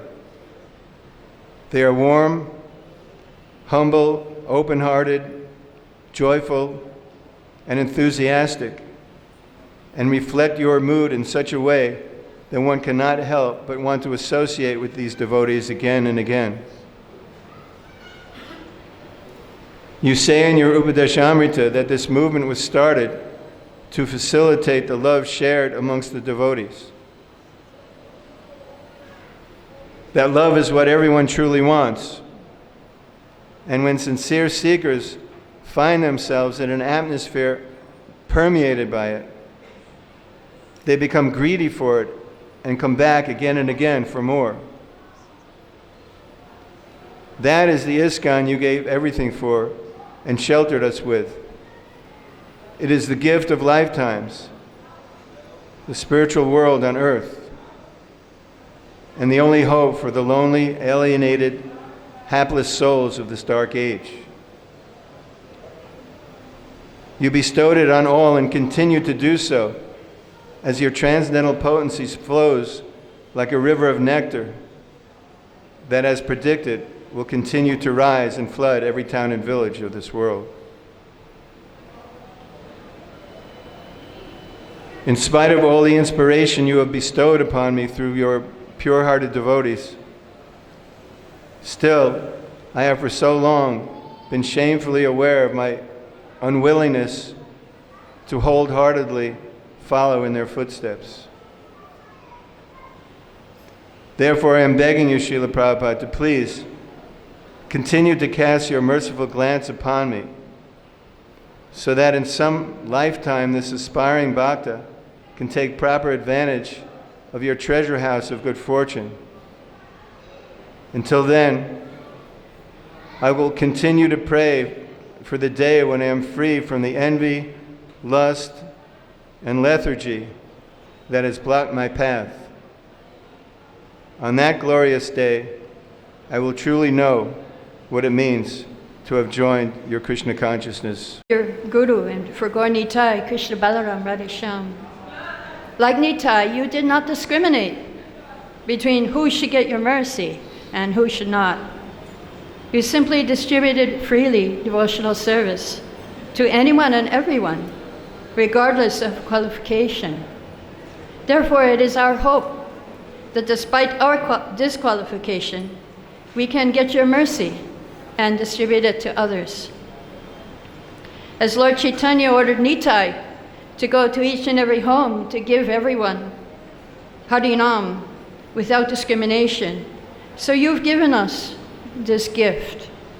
You went to all the countries to give the holy name, deities in Srimad Bhagavatam. On this most auspicious day, I remember how you empowered us to live a life of Krishna consciousness and to share it with others. You never took credit for your amazing success, but you gave all credit to your spiritual master, Srila Bhaktisiddhanta Saraswati. And you even sometimes gave the credit to us, your disciples. Your disciple Bhajahari recalls one conversation with you. After working the night shift in a factory, he said, I almost had a nervous breakdown from the strain. So Prabhupada said, yes, actually, That's because in your last life, you are all brahmanas. Otherwise, how could you come so quickly to Krishna consciousness? Actually, my Guru Maharaj ordered all of you to take birth to help me spread this mission. Now we are all together again. So I would add that my Guru, Srila Prabhupada, ordered all of you to take birth to help us, because we cannot do it alone. So how could you touch us so deeply, Srila Prabhupada?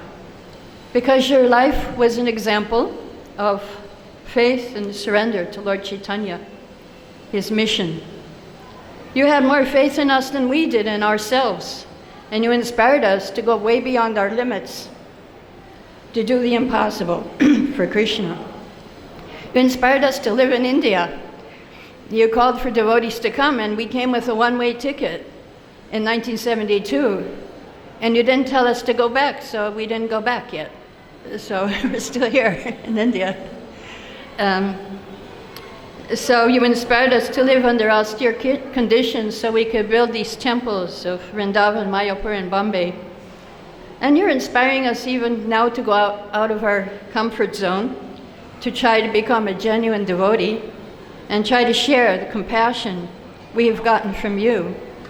Please always bless us with courage, strength, and determination to continue serving with your ISKCON devotees despite all obstacles, and with great enthusiasm and dependence on your mercy. Why would Srila Prabhupada want to save so many of us he didn't even know? I would like to share with you something I saw in a video. Brahmananda was speaking, and he explained why Prabhupada loves all of us so much. We have no qualification to be loved, but Prabhupada's love is causeless. His mercy is causeless. His empowerment is causeless. And his equal vision is causeless. Prabhupada did not see our disqualification as mlechas, women, foreigners, black or white. He saw our soul underneath it and our eternal relationship with Krishna. And he was always trying to link us with Krishna in bhakti-yoga. Bhagavatam says that the pure souls, they hear Bhagavatam because it distinguishes truth from illusion. It is for the paramo nirmatsaranam, for the unenvious paramahansas who are like swans. They take out the nectar from this world of illusion. So Prabhupada, he was like that. He was, not like, but he was a swan. He was a paramahansa. He was always looking in us for the spark of Krishna consciousness, and he would fan that spark into a flame of loving service to Krishna. He saw beyond our designations, our disqualifications, and that's why he loved us. He saw our connection to Krishna, and he accepted us as servants of Krishna. So today we can feel some solace from separation from Prabhupada by hearing all the wonderful ways that how he connected us with Krishna. And let us go on for the rest of our lives remembering Prabhupada, how he connected us with Krishna, and his mood. In his mood, let us try to connect the whole world in Krishna consciousness as servants of Krishna. Now, one of my god sisters, her name is Govardhan Dasi. She had a very nice realization. She said, I'm no one special, but you don't have to be anyone special. You don't have to be, you have seen Srila Prabhupada or be initiated by him. If you love Prabhupada, he loves you. Hare Krishna.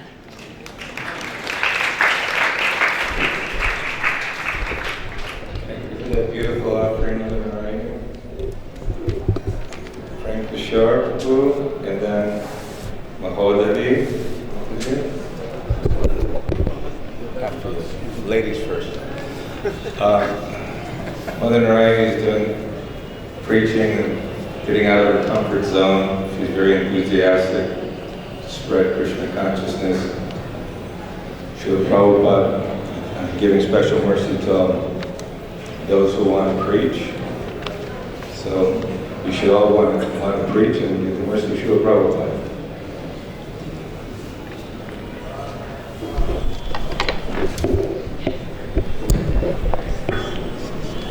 Nama Om Vishnu Guraya Krishna Prastaya Bhutale Srimati Bhakti Vedanta Swaminiti Namine. Namaste Saraswati Devi Gauravani Pacharni Nirasesha Sunyavadi Paschatadi Satarni Oma Jnanatimirandasya Ginanjana Salakaya Chakshulamilatanyena Tasmai Sri Gurave Namaha Vanchakalpatarubhyascha Kripa Sindhu Bhaivacha Patitanam Pavanebhyo Vaishnavebhyo Namo Namaha. First of all, I would like to extend my appreciation for all the great warriors who are fighting in this tremendous battle of misconception called the material world. So many are here today assembled, and I feel that they are representatives of that great personality, Srila A.C. Bhaktivedanta Swami Srila Prabhupada. And Srila Prabhupada's persona is not an ordinary advent in history. Just like this Sri Chaitanya Mahaprabhu who has appeared in this Kali Yuga, he is a personality who only appears once in every 28 days of Lord Brahma.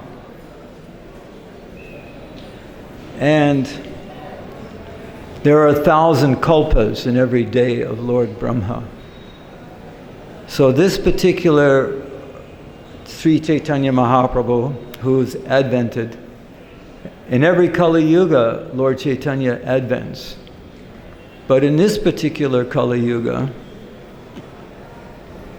this Lord Chaitanya, he distributes something very, very special. And that, in all the other Kali Yugas, Sankirtan is performed by Lord Chaitanya. But this Lord Chaitanya, he distributes something very, very intimate. And that intimate relationship that he is feeling in relationship, in separation from his most beloved Sri Radha, that is what Srila Prabhupada came to deliver. So how fortunate are we if we really understand what Srila Prabhupada was an emissary for. So Siddhantically, if we are clear, and that is understood by reading attentively what Srila Prabhupada has left in his books, then what is the necessity to go outside of the association or the shiksha of Srila Prabhupada? Is Srila Prabhupada simply a personality who is limited by time and space? He is not.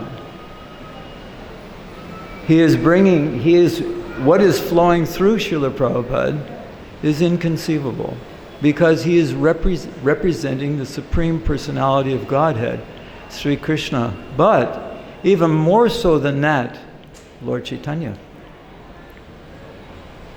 Namo Mahavadanaya Krishna Prema Pradayate Krishnaya Krishna Chaitanya Namani Gaurav Trishe Namaha. So just the simple Hare Krishna Maha Mantra, Hare Krishna, Krishna Krishna, Hare Hare, Hare Rama, Rama Rama, Hare Hare. Preceded by Sri Krishna Chaitanya Prabhu Nityananda, Sri Advaita Gadadhar Srivasari Gaura Bhakta Vrinda. Everything is there. Everything the heart's most cherished desire is located there. Namacharya Sri Haridas Thakur was chanting 3 lakhs daily. And when he was departing, he was being held in the arms of Sri Chaitanya Mahaprabhu. and he was looking at the face of Sri Chaitanya Mahaprabhu, and his last words were Sri Krishna Chaitanya. So Mahaprabhu is the great savior of the fallen conditioned souls in Kali Yuga. And Nityananda is his emissary, the person, as we have been told, who distributed that highest form of Krishna prema indiscriminately, even to the point where Advaita Acharya was saying, oh, so many nonsense persons are coming and disturbing us here. And immediately Mahaprabhu, upon hearing that, he ran to the Ganga. And they had to chase him to bring him back. Right? Because that is his mission. Number one, to relish the intimacy of love that Sri Radha has for him. And two, secondarily, is Nam Sankirtan. This is the primary reason for Sri Chaitanya Mahaprabhu's appearance, is because he was here to experience that love. And Srila Prabhupada is giving us the key to that. So without the mercy of the spiritual master, one cannot get the mercy of Krishna. Yasya prasadat bhagavat prasado yasya prasadat nagati gatopi. And how we deal with each other is very, very important. Humility, chanadapi sanechena tayorapi sahishnana amanina manandena kirtaniya sadahari. Namacharya Sri Haridas Thakur, when they were taking prasad in the house of Advaita Acharya, when he was asked to take prasadam, he didn't enter in. Now you think of that. He never entered into the home of Advaita Acharya. Why? He didn't want to break the social formalities, the customs. Humility, extreme humility to the nth degree. Who is Namacharya Srila Haridas Thakur and who are we? Who is Krishnadas Kaviraj Goswami? Srila Prabhupada has brought us all of this. He has introduced us into the culture of Krishna consciousness. The culture of Krishna consciousness. It is a culture. And it's the main ingredient of that culture. Chanadapi sanechena tayorapi sahishnana manina manandena kirtaniya sadahari. Srila Prabhupada, what humility he had, that he came to Malecha Desh and he mixed with the Yavanas, the outcasts, and he didn't make any distinction, as was previously explained. And we are all here as a result of that. In this temple, which is Prabhupada's home, is a result of that, of his compassion and his humility and his kindness and his affection. And any of the devotees who have had any association with Srila Prabhupada will testify to that to unlimited degrees. So why are we searching out some higher type of rasa tattvik association from the non-family members of Sri Chaitanya Mahaprabhu, those who do not even accept Sri Chaitanya Mahaprabhu? This Baba, that Baba, so many Babas, here, there, and everywhere, all trying to capture the unguided souls. But if we read Srila Prabhupada's books very carefully, we will understand who is who and what is what. So please, Srila Prabhupada, give us that protection, give us that intelligence, and give us that association that will always, eternally engage us in your service. Jai. Srila Prabhupada ki jai. Thank you.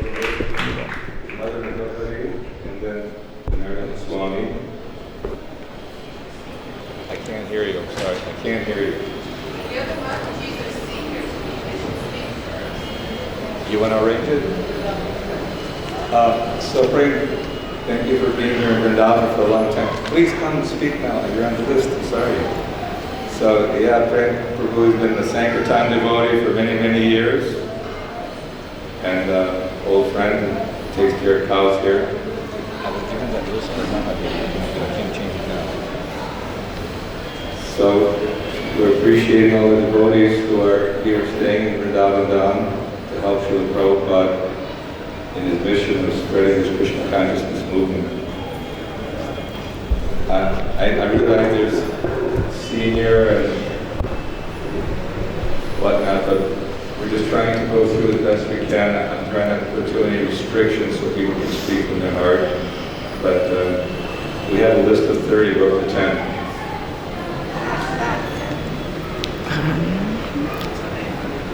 I don't usually speak at these occasions because I always cry, so I brought a tissue. And I came to Krishna consciousness in early 1975, so Srila Prabhupada was only on the planet for 2.5 years, and I didn't have his personal association, so I was always envious of the devotees who did. But I can tell you that you can know Srila Prabhupada through his books and through his tapes and through his videos. And the most important thing is that you know Srila Prabhupada and invite him into your heart and give him your love and your trust and your faith, because he is the Mahabhagavad. He is the one who is pure. We're all fallen, conditioned souls, and Srila Prabhupada is the one who's pure, so we have to keep him at the center of this movement. It's the most important thing that you can do. Tell your friends, tell your family, and tell all the new devotees to read Srila Prabhupada's books and listen to his tapes and watch his videos, and keep him as the center always. I've met so many nice new devotees here and in Florida who want to know the truth. So Srila Prabhupada is the truth. He's the pure. He's the one that you can always count on. So if you make him the center of your life, you'll always have that firm base, that foundation. So please take this up. Thank you. Thank you, everyone. Like that's Janardhan Swami, please come. It's nice, her husband Srila Prabhupada and I worked at Miami Airport for many years together, and he was always very nicely chanting, and I see every morning she's here chanting enthusiastically. By seeing devotees chanting enthusiastically together, it brings one great joy. After Janardhan Maharaj, Srila Prabhu.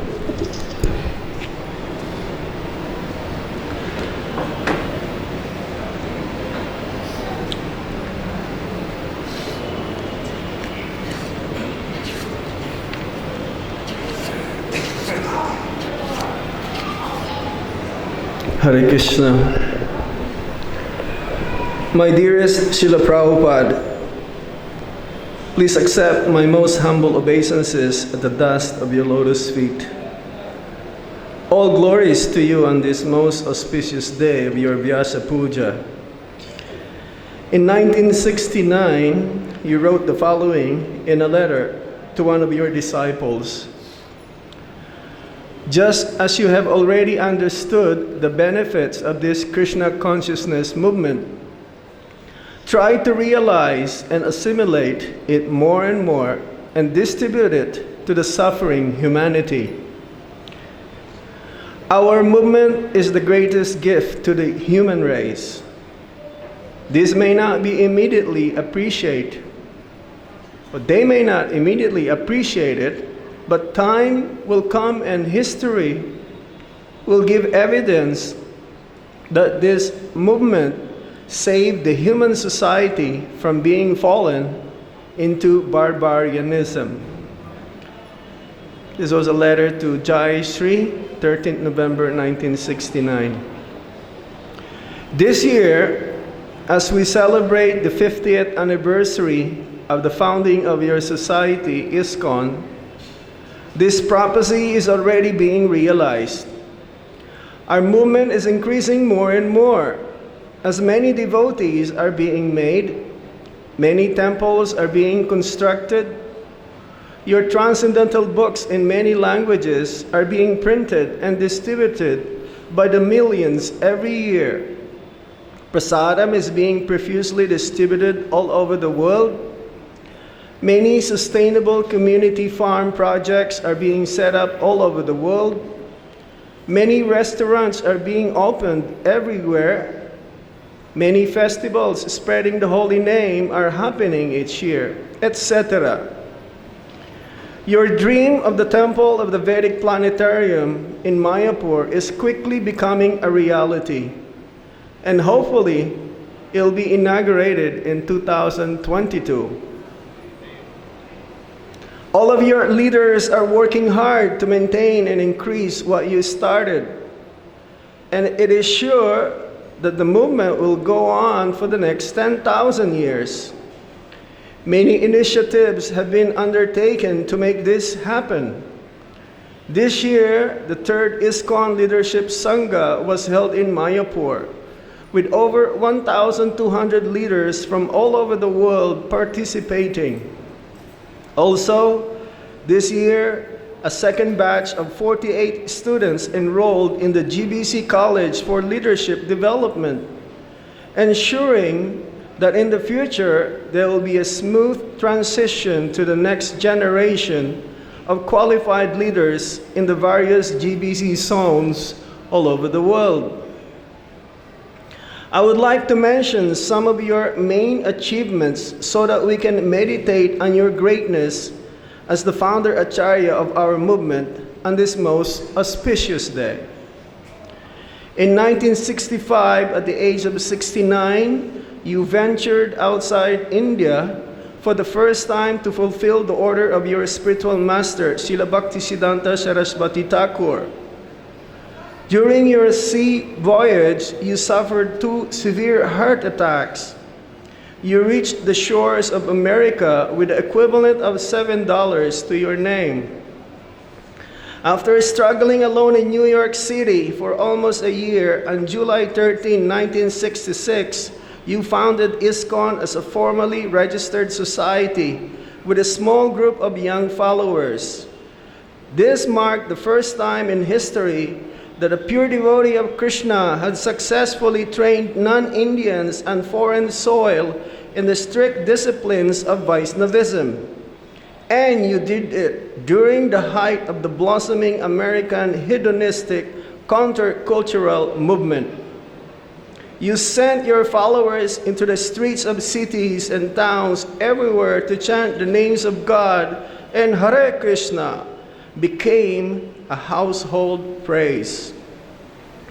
You sent your disciples to London, where in 1969 they recorded the hit single, the Hare Krishna Mantra, with George Harrison.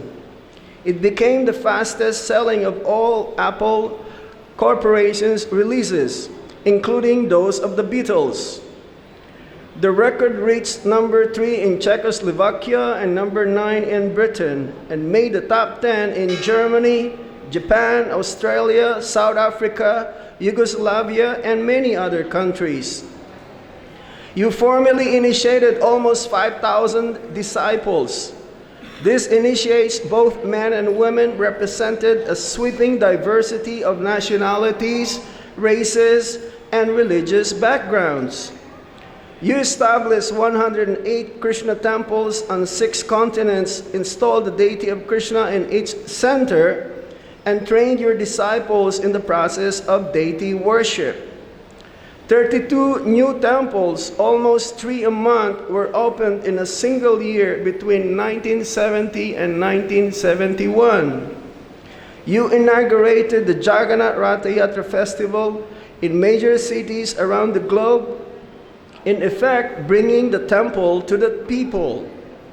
You instituted the Brahmacharini Ashram, something previously unheard of in Vedic culture, to give shelter to single women wishing to practice Krishna consciousness.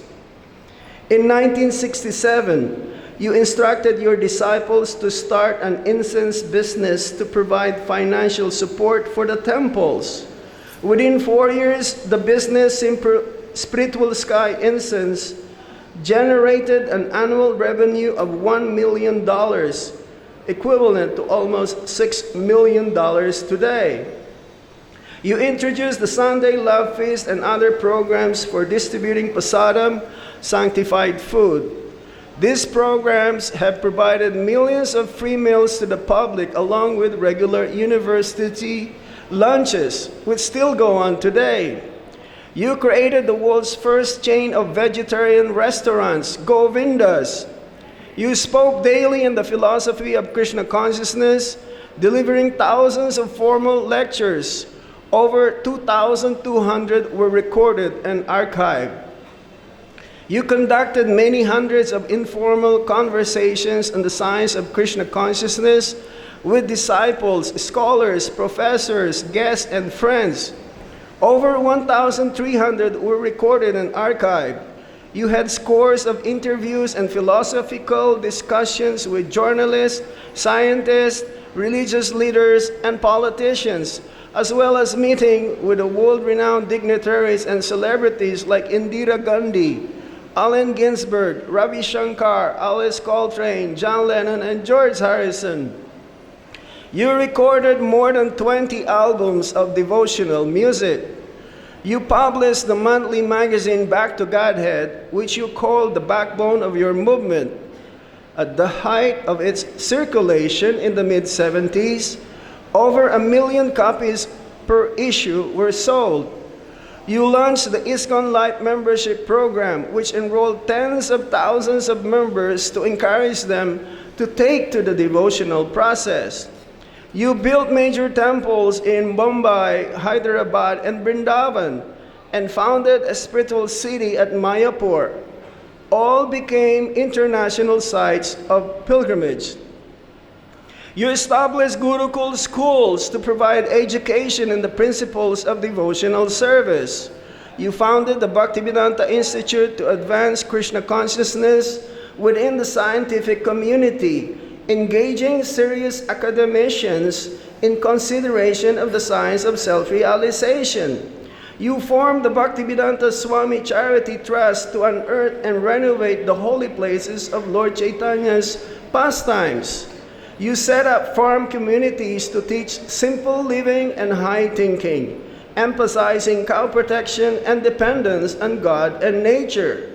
You commissioned your artist disciples to produce hundreds of illustrations of Krishna's pastimes, windows to the spiritual world based on your meticulous instructions and descriptions in your books. You directed some of your followers to learn the Indian art of doll making, to present Vedic philosophy through dioramas. This project became the Faith Museums. You wanted such museums in every temples. You counseled your disciples on complex managerial, philosophical, and personal issues in more than 6,000 archived letters. You were the subject of more than 30,000 archival photos and more than 70 hours of documentary film footage. You wrote approximately 70 books on the science of Krishna consciousness, sleeping only a few hours a night. Dozens of prominent scholars and educators from leading universities have praised your literary work. The Encyclopedia Britannica proclaimed that your voluminous translations from the original Sanskrit and your lucid commentaries, quote, have astounded literary and academic communities worldwide, unquote. This feat is even more astonishing considering that you wrote the translations and commentaries in English, your second language. You founded the Bhakti-Vedanta Book Trust, BBT, in 1972 to produce your books. By by 1976, over 55 million pieces of literature have been published in 25 languages and distributed in almost every country, making the BBT the world's largest publisher of Indian religious and philosophical texts.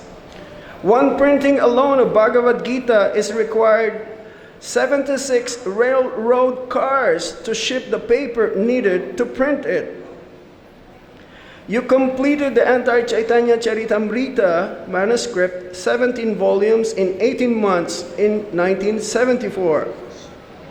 You circled the globe 14 times, visiting 24 countries, preaching, inspiring your followers, and making countless public appearances before a multitude of people.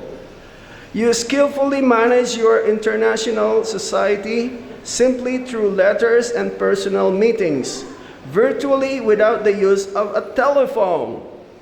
When the devotees wanted to use the telex machine, your quick response was that, quote, "It will simply become a gossip machine," unquote. What to say of now? Srila Prabhupada, our only desire is to satisfy you by becoming more and more enthusiastic to spread this mission of Sri Chaitanya Mahaprabhu, so that the holy name will be spread everywhere.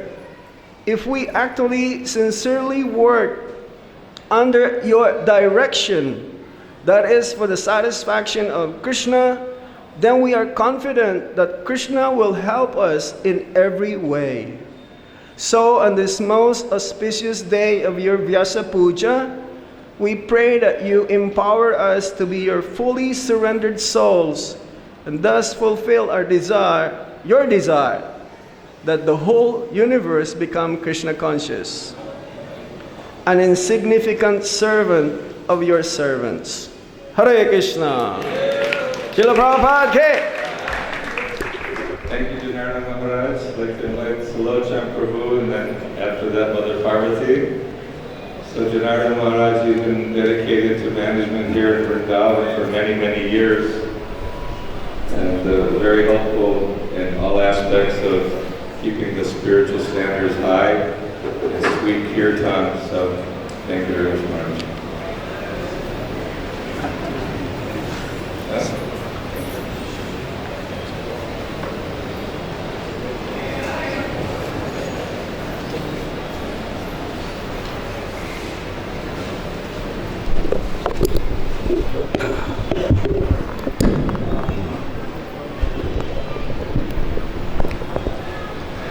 Nama Om Vishnu Padaya Krishna Pastaya Bhutale Srimate Bhakti-Vedanta Swaminiti Namane Namaste Saraswati Devi Gauravani Pracharani Nirvishesha Shunyavadi Paskatya Deshatarne.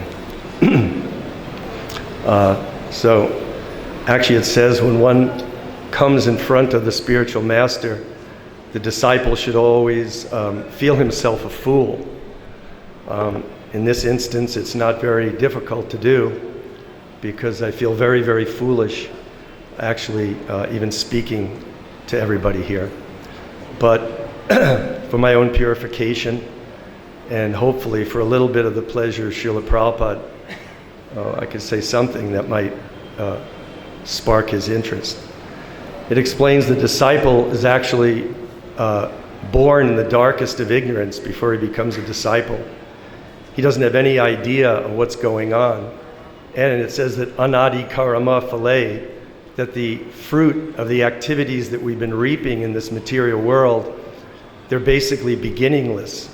So sometimes Srila Prabhupada was asked, how long have we been here, or when did we get here? And his answer would be, it doesn't really matter. Suffice it to say that we're here. So the very fact that we're in this place, that we're in this prison house, it means that we've made some very bad decisions. So when a living entity comes to the position of not wanting to suffer anymore, and not even being able to stand the suffering, and actually starts to question their very existence, then they start to become a candidate for actually contacting a bona fide spiritual master.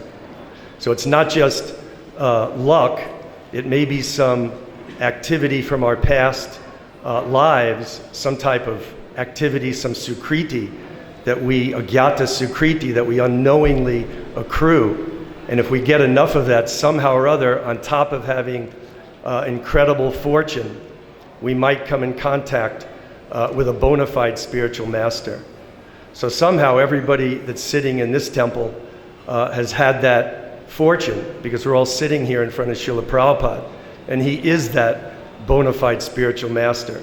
He explains that the process of Vedic culture is that it comes down from one branch to another. It comes through the disciplic succession, the unbroken chain. Although it explains sometimes that chain or that succession may appear to be lost, just like when Krishna explained to the Bhagavad-Gita, when he spoke the Bhagavad-Gita to Arjuna, he was explaining that it appeared to be lost. But the real science is never lost, because God is the real truth. So because God is truth, and the Guru, who is the pure representative of God, because he brings the truth, then it is never lost. So only this disciplic succession can sometimes appear to be lost. But fortunately, Srila Prabhupada, he was and remains the Mahabhagwat, who actually dispelled all darkness in this age of Kali. He explained that he came here, he didn't want to come to this material world. He was doing very nicely in Krishna Loka. Why wouldn't he be? And he was enjoying with Krishna immensely. But he said Krishna asked him to come here and to write those books. Prabhupada said that he wasn't that interested in austerity, and he thought that it might be very austere when he came here. But Krishna said, just go anyway, and I'll take care of the rest. So Srila Prabhupada came here, and his life's mission was to write the books that he's given us. So over the span of 12 years, he gave us 80 impeccable, infallible books in order for us to dive ourselves into and purify ourselves from this material existence. So there are two things with the spiritual master. There's Vapu and there's Vani. The Vapu, that is the physical association of the spiritual master.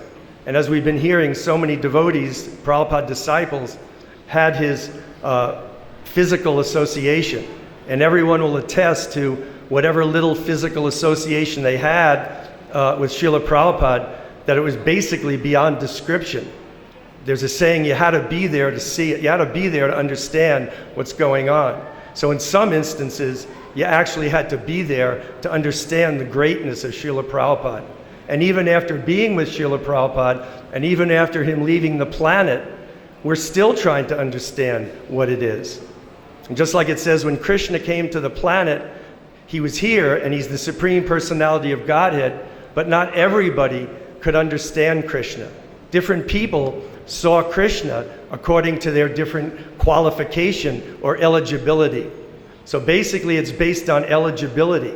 The same way Srila Prabhupada, when he came, he attracted so many people, but not everybody saw the same thing in Srila Prabhupada. So basically Prabhupada, he's giving us Krishna. What he's giving us is the eligibility to understand Krishna. And he's giving us that eligibility as best he can. It explains that the pure devotee, he comes, and according to time, place, and circumstance, he can give the acharya can give the proper understanding and the proper way in order to understand God. So that's what Srila Prabhupada did when he came. He adjusted things as much as he could. He made things as easy as possible without diluting or adulterating anything. That's what he gave us. So that's what we have right now. So it's basically a race to the top. They asked Srila Prabhupada who would succeed him after he left the planet. And he said, all my disciples will succeed me. He said, you can be a leader too. It was an open invitation. He didn't choose any certain people as the leaders of his movement. He said, one who is a follower, that's a leader. And he said his qualification for being a leader was that he followed exactly everything that Srila Bhakti-Siddhanta Saraswati Thakur said. He said, I didn't deviate an inch from what Srila Bhakti-Siddhanta said. So therefore, I'm a leader. But he said, personally, I have no qualification. So that's the qualification of an aspiring disciple.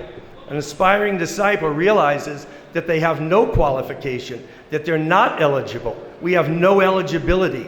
And the more ineligibility that we realize that we have, that's our very eligibility to understand Krishna consciousness. So really, Krishna consciousness is a race to become ineligible, because it's a paradox. So Srila Prabhupada, he came and he gave all of us, he said that these books that he wrote, they would be the law books for the next 10,000 years. So that means he's the Shiksha Guru for the age, the golden age of Kali. So everything is in his books. We just haven't seen it yet. Even if we think we've seen it, we haven't realized it. So it's an open invitation for everyone. It's not just one person. Prabhupada loved all of his disciples equally. He said that one time, that he loves everyone equally. He didn't have pet disciples. He didn't have special disciples that he just bestowed mercy on because he was partial. No, he loved all of his disciples. And he loves his Shiksha disciples, and he loves his Diksha disciples. So here, we have to understand Srila Prabhupada being the preeminent Shiksha Guru in the ISKCON movement. He's available to everyone. And he's available in an unlimited way. And not only that, he's available in a personal way. It's a personal relationship. Because as we surrender to Srila Prabhupada, he will reciprocate and he will give us back what we are surrendering. So therefore, on this holy day of his appearance, it's a great day for celebration. We have to go deep into our hearts and understand how Srila Prabhupada is our Guru, in whichever way he is our Guru, whether he's our direct Diksha Guru or he's our Shiksha Guru also. And we have to try to find out very desperately what to do in order to follow him. It's not that nobody's following him at all, but we shouldn't think that the game is won. We know that one of the characteristics of pure devotional service is that it's rarely achieved. It's not just that anybody is a pure devotee. And even among pure devotees, there are many levels of pure devotees. So we are really required and asked by Srila Prabhupada to try to come to the topmost platform. Even if we cannot and we're not there, we should still try, and that is the goal that Prabhupada wants us to do. So all of us, that is what we're doing here. We're all trying to advance in Krishna consciousness. And we know that we can't advance at all unless we get Srila Prabhupada's mercy. So we say we want to love Srila Prabhupada, but we have to find out exactly what it is that he wants us to do. And everything is in his books. His books are there. So we should actually not assume that we know everything in his books, that we've realized everything in his books, but we should be open to discussion. Prabhupada said that's what ISKCON is. ISKCON means devotees get together and they discuss the philosophy of Krishna consciousness. They're not afraid. Srila Prabhupada was never afraid of anybody because he was totally surrendered to Krishna. So as long as someone wanted to come and discuss or argue or query with Srila Prabhupada, he was very open because he knew that he could take all comers. Anybody who could come, he could answer their question. So that is the mood of Krishna consciousness. The mood is we want the truth. The mood is we want to elevate ourselves. The mood is we want more of Srila Prabhupada. We can never get enough. Just as we can never get enough Krishna, we can never get enough Srila Prabhupada. So that is a disciple. He's always trying to get more. He never thinks that he's hit the limit because he knows that that limit cannot be reached. But he'll go ahead and try to keep going and going and going till he gets more and more mercy. So in that sense, we have to become addicted. Just as Srila Prabhupada was addicted to Krishna, we have to also become addicted to learning and understanding who is Srila Prabhupada, what he was all about, what he wanted, and how he wanted us to do it. And if we find that out, we'll be fine. That's why we're sitting here today, to learn. So we're actually all learners. Until one actually reaches the most elevated state of a Mahabhagwat, we are still not beyond all tests or examinations. So really, Prabhupada said the way we can go back to Godhead is if we have to give up every pinch of material desire. If we have one material desire left, then Krishna, who's been awarding everyone's desires since time immemorial, he will come and he'll give you whatever you want. So the real goal of Krishna consciousness is to love Krishna and give up all of our material desires and go back to Godhead and be with Krishna in the spiritual world. And Srila Prabhupada, he has those keys. He has the key to the front door and he has the key to the back door. And as the years go on, we start to see that. As soon as Srila Prabhupada left the planet, we were pretty much bewildered. We didn't really know what to do at all. And now that we look back 40 years later, we see Prabhupada keeps looking bigger and bigger. As the years go on, Srila Prabhupada keeps looking bigger and bigger because he's been big the whole time. Srila Prabhupada is the Mahabhagwat, you see. He's the one who will not cheat us because he has no material defects. He is infallible. Srila Prabhupada is infallible because he's Krishna's direct representative. He only answers to Krishna. He doesn't answer to anybody else.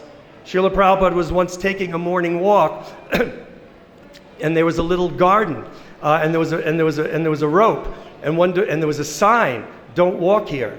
And so one devotee tapped Srila Prabhupada and he nudged him and said, "Oh, look." And Prabhupada looked at the sign and then he walked right through the garden because he doesn't answer to anyone in the material world. The Guru answers to Krishna. He's Sakshad Hari. That means he's directly related to God. He's directly experiencing God. He's a Tattvadarshi. Tattvadarshi means one who's seeing the truth. So Srila Prabhupada was always seeing Krishna, eye to eye, face to face. So that's the person who's worthy. He's Prabhupada. He's the master at whom everyone else, his feet will sit. Thank you, Hare Krishna. Jai Prabhupada. Thank you so much, Prabhu. Thank you very much. Mother Parvati will be speaking, and after that, Smana Hari Prabhu and Mother Nartaki. So we spent many years together with Sulacha in Miami Airport distributing books. So you can imagine the power of his enthusiasm giving these books. I would see everyone would be stopped in their tracks and Sulacha Prabhu. And prior to going out, he would chant very serious Maha Mantra. This is the potency. Hare Krishna. Namo Vishnu Padaya Krishna Staya Bhutale Srimate Bhaktivedanta Swamine Name Namaste Saraswati Devam Gauravane Pacharane Nirvisesha Sunyavadi Paschachare Satarne. Before I read my offering, I'd like to make a comment on Hansarupa's Prabhu's talk. Although we should not feel that Krishna consciousness is a life insurance, an insurance policy to do anything we want, I was a result of exactly that. It was a result of Srila Prabhupada not even having a center. I was in Nepal, which was not really open, there was no center. I just met two blooming sannyasis, and they repeated the words of Srila Prabhupada, and that struck home. However, they did a lot of things which were not really in our portfolio to do. So I once made a comment to His Ex-Holiness, one of His Ex-Holinesses, and said, "You know, Devananda, you make one of the best chillums I've ever had." And Devananda replied, "Yes, a sannyasi should be expert at everything." So this is my training. But somehow or other I made it to a Mayapur festival and became initiated without the benefit of living in a temple in a few days. So, as I say, one cannot expect Krishna consciousness to be an insurance policy that I can do anything I want. But occasionally, occasionally something happens right. So I would like to thank Srila Prabhupada for all this direct and indirect association that I got. And I also want to make my offering in the spirit that Govindadasi made the offering with according to relationships. Our whole focus on Krishna consciousness is according to relationships. So, dear Srila Prabhupada, I cherish the day I first laid eyes on your divine grace in the flesh, as it were, in 1974. In a moment, I felt completely connected, and I had never realized I was unconnected. By this time, you had already established an international movement that was changing the world, giving all living entities the facility to once again resume their connection with you, with Krishna, their constitutional spiritual reality and relationship with all the devotees.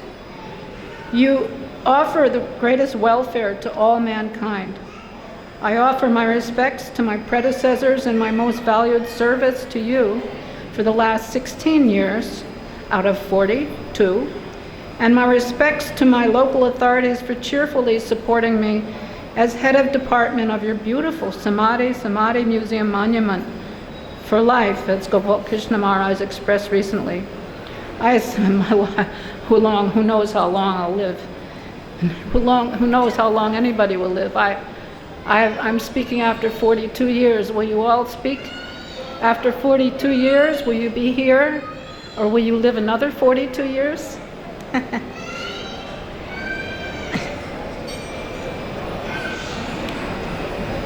I especially offer my gratitude to Gopal Krishna Maharaj for his never-ending friendship, guidance, and encouragement for me for the last 40 years. He's the best lawyer I ever had for keeping the well engaged in a variety of services to you in most of 42 years. The wonder of your Samadhi Seva is that you allow me to be so close to you, Srila Prabhupada, as you sit regally as the compassionate overlord of your servants eternally in your sacred resting place, an exemplary standard of the parampara. You often speak to me of endless unique ways of how to bring Krishna consciousness to the multitudes, and it affords me the most menial as well as the most creative services.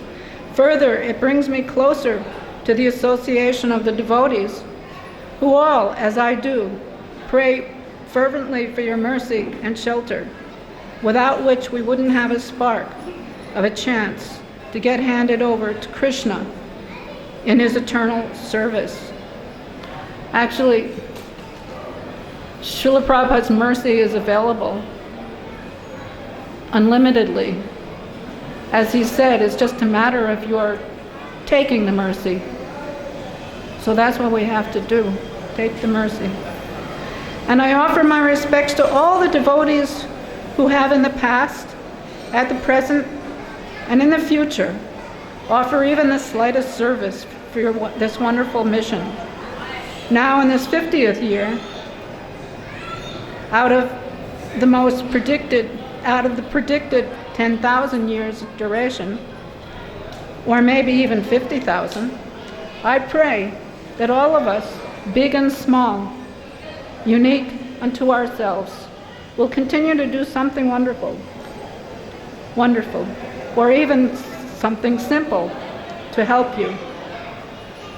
Srila Prabhupada, in this divine mission, you have taken on your head the Lord Chaitanya and your divine spiritual master, Bhaktisiddhanta Saraswati. I pray that I become worthy of being your beneficiary. And oh, Srila Prabhupada, if it pleases you, truth told, I wish always to be wherever you are, engaged in your service. Your servant, Parvati Devi Dasi.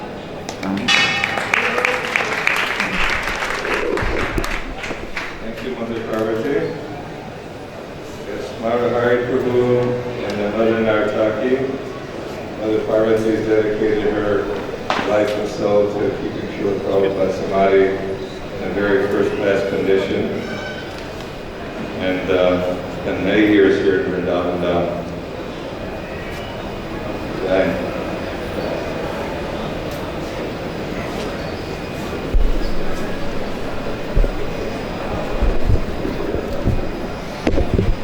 Thank you, Prabhu. Hare Krishna. Namo Om Vishnu Padaya Krishna Pastaya Bhutale Srimate Bhakti-Vedanta Swami Niti Namane Namaste Saraswati Devi Gauravane Pacharane Nirvisesa Sunyavari Paskacha Desatarane. Hare Krishna, Krishna Krishna, Hare Hare, Hare Rama, Rama Rama, Hare Hare. It is with profound gratitude and abject humility that I have come to understand that I am a member, that I am a part of this wonderful International Society for Krishna Consciousness, which was inaugurated by the founder Acharya A.C. Bhaktivedanta Swami Srila Prabhupada 50 years ago. In the short time that Srila Prabhupada was with us on this planet, 12 years, various devotees had limited association with Srila Prabhupada. It was limited because Srila Prabhupada continually traveled, and Srila Prabhupada wanted that his disciples, they stay in some place and develop Krishna consciousness in that local area. There are a few devotees who traveled with Srila Prabhupada for a very limited amount of time. The longest person to travel with Srila Prabhupada was Shamsundar Prabhu, who traveled with Srila Prabhupada as his personal secretary for 2 years. The point I'm making is that none of the direct disciples of Srila Prabhupada had much personal association with him. Mostly, they didn't have any personal association. So, any disciple of Srila Prabhupada, he will have a very limited understanding of who Srila Prabhupada was. Most of the disciples at that time were just young men and women. They hadn't really attained anything materially, although some did have a college education, had a degree. We had no experience of the material world. ISKCON wasn't visibly manifesting very much. Srila Prabhupada, he had great visions. He would talk about his books being law books for 10,000 years. He would talk about governments, countries being Krishna conscious. But certainly, to our limited perspective, this wasn't manifest at that time. Now, 50 years after ISKCON was inaugurated, 40 years after Srila Prabhupada passed away into Samadhi, there is so much more evidence of the vision of Srila Prabhupada. So many temples are manifest. I am from England. The leaders of the political parties, they endorse the festivals that we have. They give written letters on their stationery. We are very happy that ISKCON is having Janmashtami, is having Rath Yatra, is having these different programs. All of the political leaders from all of the political parties, on their letterheads, they have said how wonderful it is that ISKCON has had, this is the 50th anniversary. There is a very nice letter I saw on the internet just a few days ago from Modi, the Prime Minister of India, in which he talks about the ISKCON family doing wonderful work all over the world, preaching, doing social work, doing disaster relief, he mentions also, feeding programs. So now, today, we can see so much evidence, and so many, as well as the devotees manifesting so many wonderful things. We can see that secular leaders are recognizing Srila Prabhupada and Srila Prabhupada's movement. So my point is that all of you younger devotees have much more inspiration and much more impetus to carry out the mission of Srila Prabhupada than the original devotees had at that time. Yes, a few people had some personal association with Srila Prabhupada. He would direct them to do this, direct them to do that, often correct them or chastise them for mistakes they had made. But now you younger devotees all over the world, you have the opportunity to, you can manifest the faith, you have the opportunity, you have the evidence of Srila Prabhupada's potency, of Srila Prabhupada's greatness. India is the land of sadhus. There are so many sadhus. The World Health Organization, people like this who do statistics, they estimate there are 100 million wandering sadhus in India today. Each of these sadhus is pursuing a spiritual path. Each of them have certain realizations, certain understandings. Each of them, if approached, could give certain instruction and certain teachings on a certain level. But it is my view, it is the view of many, that no one has manifest the potency, the compassion, the understanding, the determination that Srila Prabhupada has. So of all the 100 million sadhus, of all of the tens of thousands of pandas, scholars that are existing in India today, of all of the residents of Vrindavan, all of the Babas, all over Braj, who each have their different practices, who each have their various potencies and levels of understanding, no one has the potency of Srila Prabhupada and the potency he has invested in this ISKCON movement. So now that it is very clear what is the potency, what is the potential, the further potential, the ongoing potential of this ISKCON movement, all of you younger devotees should try to emulate the spirit of dedication that the older devotees manifest at that time, although they had little to go on. There was little evidence. So now all of you, we are old, we are retiring, we are dying. One by one we are dying. Our strength is gone.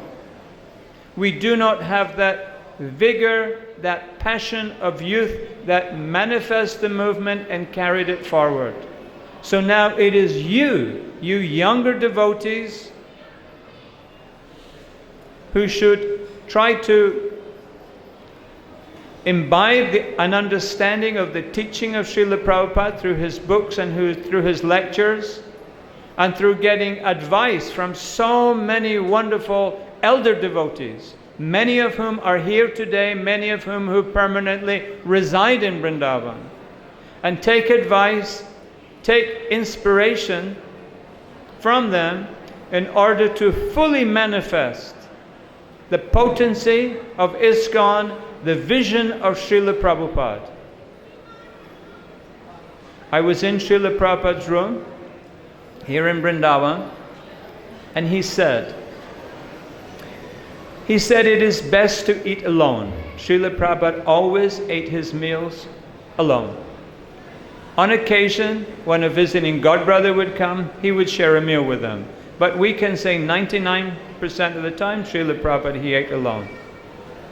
Prabhupada says, best to eat alone. He said, if you eat alone, you can understand Krishna is the prasadam. You can eat the proper amount. You can receive proper nutritional benefit by eating alone. He said, for talking, 2 is the best number. 2 people can have a meaningful dialogue, a meaningful exchange. 2 is the best for talking. Srila Prabhupada continued, he said, for walking, 3 is the best number. He said, the person who lags behind, he is obliged to keep pace with the ones who are walking forward. He said, for an important decision to be made, 4 people should consult together. He said, 4 is the best for making an important decision. And he said, for spiritual life, the most number possible, this is the best number. So the most number possible of people who are serious to execute the principles of spiritual life, serious to leave this prison house of the material world, serious to go back to home, back to Godhead, serious to continue to re-engage in the service of the pastimes of Radha Krishna. There is no greater number on the planet than the ISKCON movement, the ISKCON International Society for Krishna Consciousness. All of you are most fortunate. We older devotees, we sit, we talk, we cannot understand what is the nature of our fortune. My first words were with profound gratitude. We cannot understand, nor can you possibly understand how it is that somehow or other you are part of this wonderful, glorious International Society for Krishna Consciousness, Prabhupada's movement. This is what Prabhupada organized, what he structured, what he registered 50 years ago.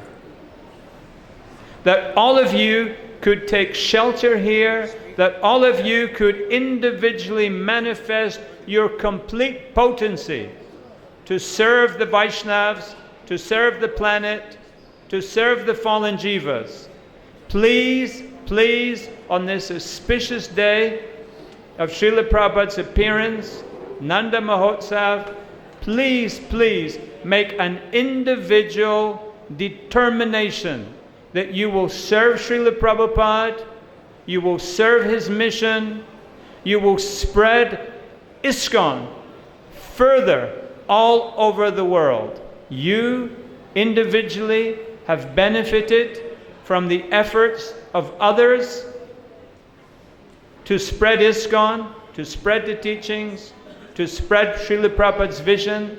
So now you too, please make an individual promise, a vow to Srila Prabhupada that you will do everything you can to influence and to spread to others. Hare Krishna, Krishna Krishna, Hare Hare, Hare Rama, Rama Rama, Hare Hare. Srila Prabhupada ki, ISKCON ki.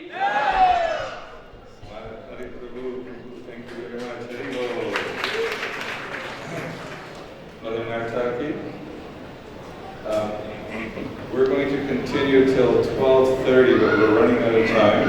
After Mother Nartaki, Bhuvaneshwar Prabhu, then Mother Puja. So Manahari Prabhu was one of the early devotees here who did. You were temple commander here as well? Vice President, temple commander. So he took on a lot of responsibility in the very early days of Krishna Balaram Mandir. You can see his enthusiasm for glorifying Srila Prabhupada.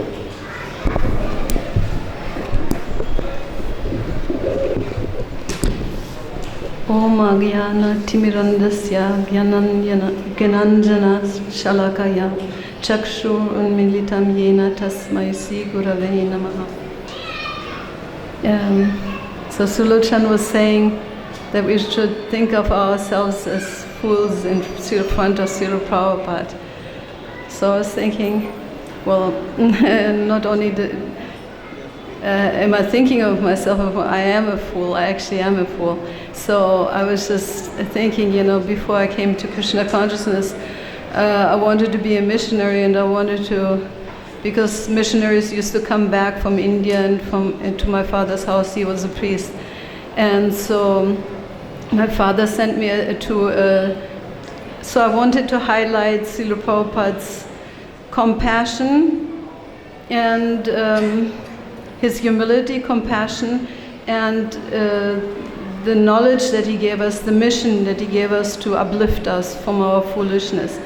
So, as I said, my father sent me as a teenager for my nursing education to another town, and he made arrangement for me to live with some theologians, friends of his. And in that family, often the discussions were coming up about all kinds of theological subject matters, and I never understood what they were talking about, and sometimes it would drift off into other languages also. So I felt a little pained, because I really, really wanted to know what life is all about and what the goal of life is, etc. So when Prabhupada came, and I heard that he was saying that actually words are meant to express yourself, to give some knowledge to others. So I was thinking, yes, that's really true.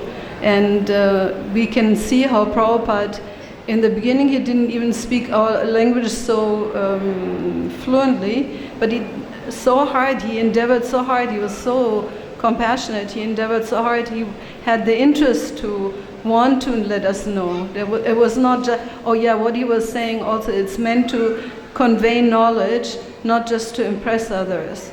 So, so I was just thinking, yes, he's my guru, I want to learn from him.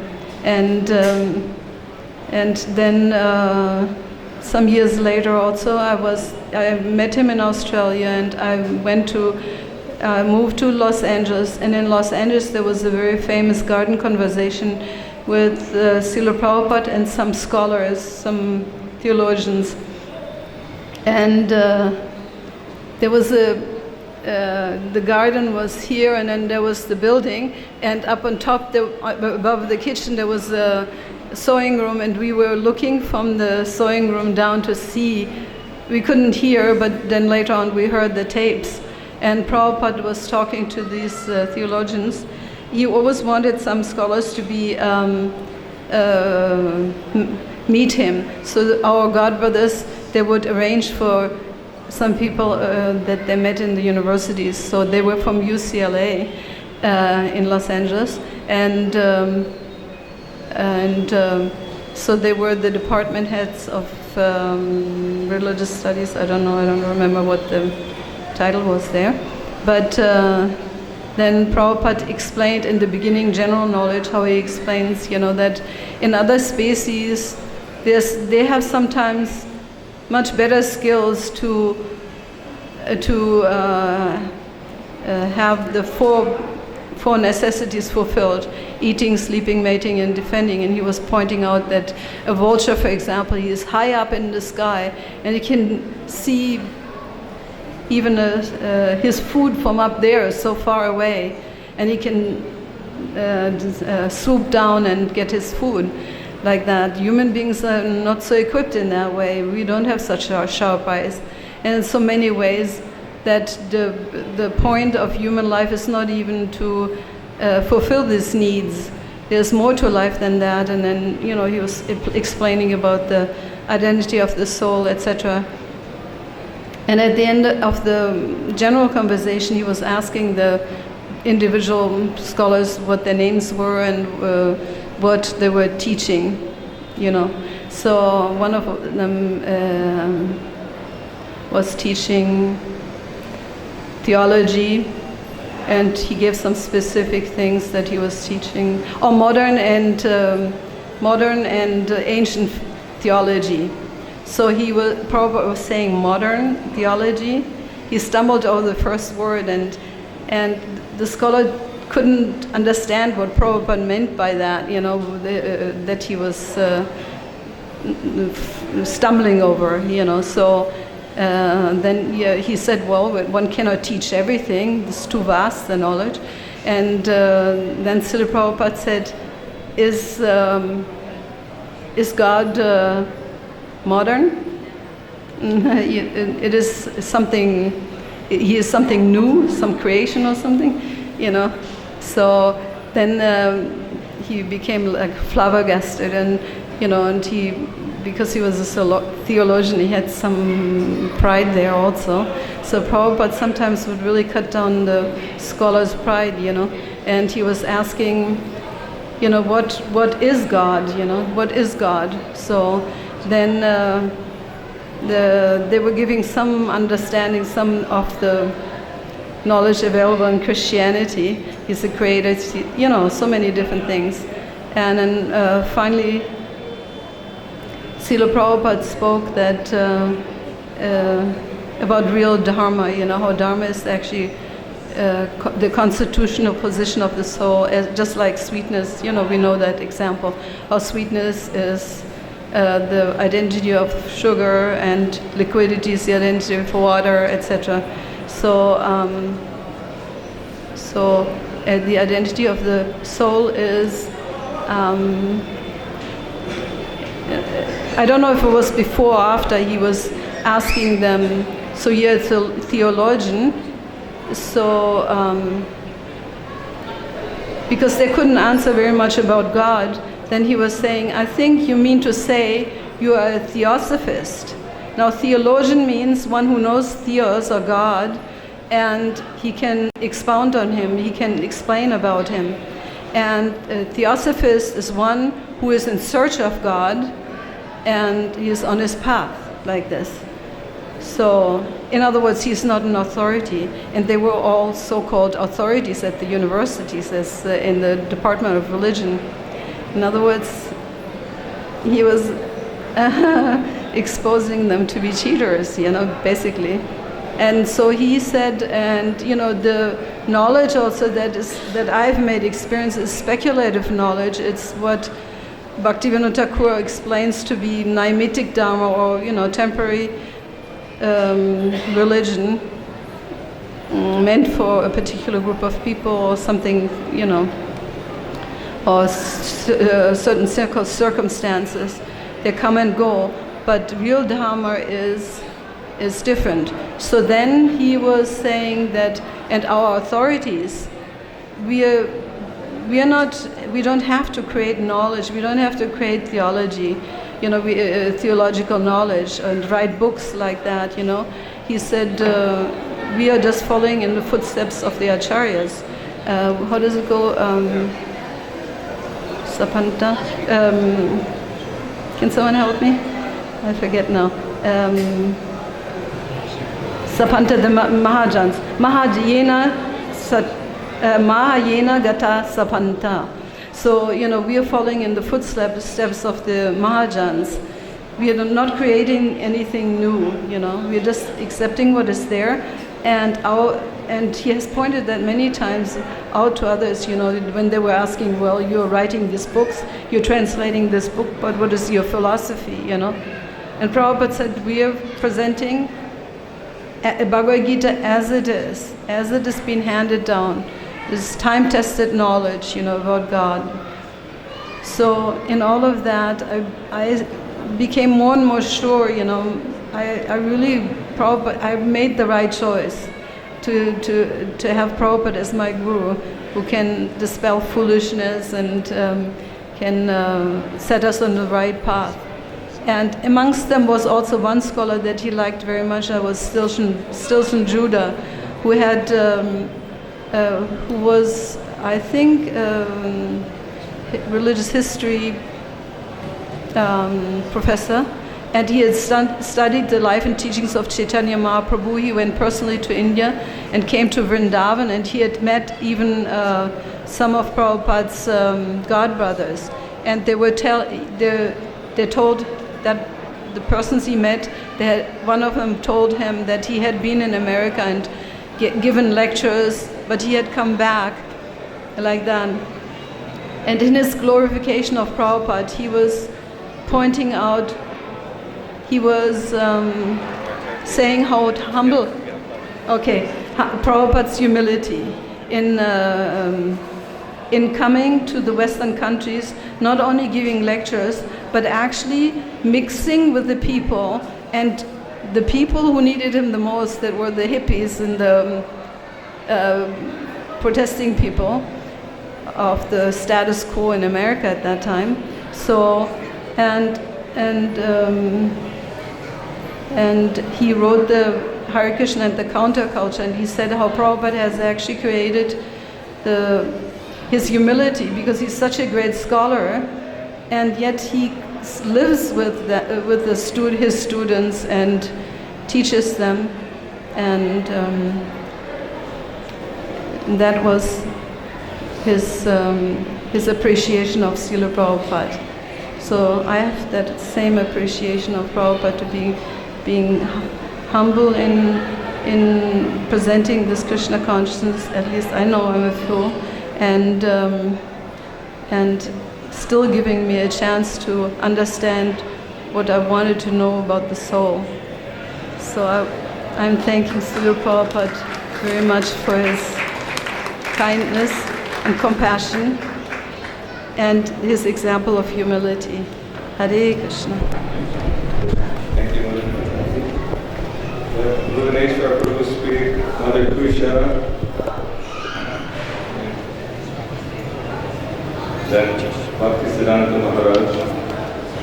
So, we're all going to 12:30. I'd like to request devotees to be a little more concise on the time, please. We have many more devotees who want to speak of getting messages, but just trying to give everyone freedom to speak from their heart.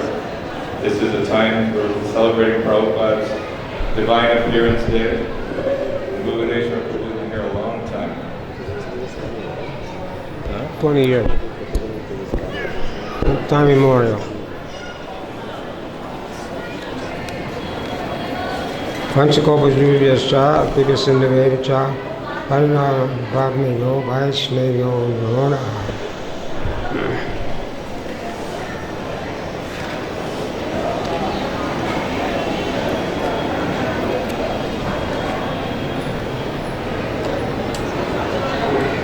We were aimlessly wandering in the material world till we came in contact with the Krishna consciousness movement. By your divine grace, Srila Prabhupada, we are very happy to have found a lifestyle of simple living and high thinking.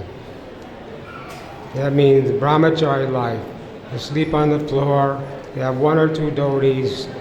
I got sick, I had to go to the sick room, and someone took my one dhoti. So it was a pretty simple life.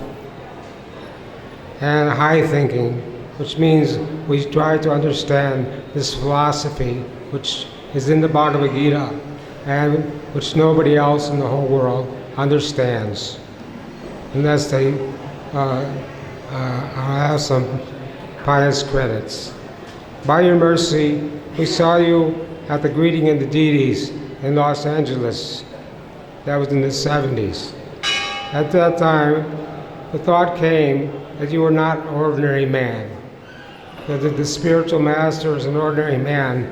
There's no use in taking initiation from someone who can't take you out of the material world, can't give you proper shiksha, proper guidance. When I saw Srila Prabhupada, he had a foldings like the glowing sun. I couldn't understand his lectures in the beginning, but gradually, because he had a heavy accent, but gradually I did understand. And so due to my past pious activities, I came to Vrindavan to serve the deities of Krishna Balaram, Gauranitai, or Shishi Radha Shyamsundar, Prabhupada Bhakti Siddhanta. And this is the most holy place in the world that Srila Prabhupada started this temple because he wanted to prove that Krishna Balaram and Gauranitai were not different. And this is the only Krishna Balaram temple in Vrindavan. So most people in this world are wasting their human form of life have knowingly drunk poison. Hari Hari Vipale, Jama Guno, no, Nainu. This is Srila Prabhupada's favorite song. So we just trying to be a faithful service. Gopi Bhartu Bharakamala Das Das Sanodas. Even at this advanced age, we're all senior Prabhupada disciples, getting the time factor is taking away our youth and vitality, but somehow the seva is going on. Cooking, kirtan, whatever preaching I can do is going on, not for any material benefit, but only for the pleasure of Srila Prabhupada and the assembled devotees. So I pray that my fly-like life will always be engaged in your service, Srila Prabhupada, to my last breath, so that I won't have to take birth again. So may we all understand the goal, Prema Pumartha Mohan, is to develop our love for Shri Shri Radha and Krishna and make our human lives successful. This is what we should be striving for, pure devotional service. Anyabilasita Sunya. And nothing else, nothing short of that. And this is what real religion is all about, developing our love for God or love for Radha and Krishna. Yasha Prasada, Bhagavad Prasada, Yasha Prasada, Nadakinda Gopi, Ayam Stuvam Sajada Asustangam, Vande Garoshi Charanavinda. Without the mercy of pure devotee like Srila Prabhupada, no one can get the mercy of Krishna. Hare Krishna. Thank you very much. Mother Kusha, Mataji, for His Holiness, Bhaktisiddhanta Maharaj. So I used to have that one kirtan shift from 7 to 7:15, and Bhuvaneshwar told me, he said, I want that shift. So he kicked me out, and he took over that 7 to 7:15 kirtan shift. Somehow Lord Chaitanya is empowered, and he's enlivened with kirtan, chanting, dancing ecstatically, and serving Srimati Radharani in the kitchen, making burfi and Raj Bhog every day.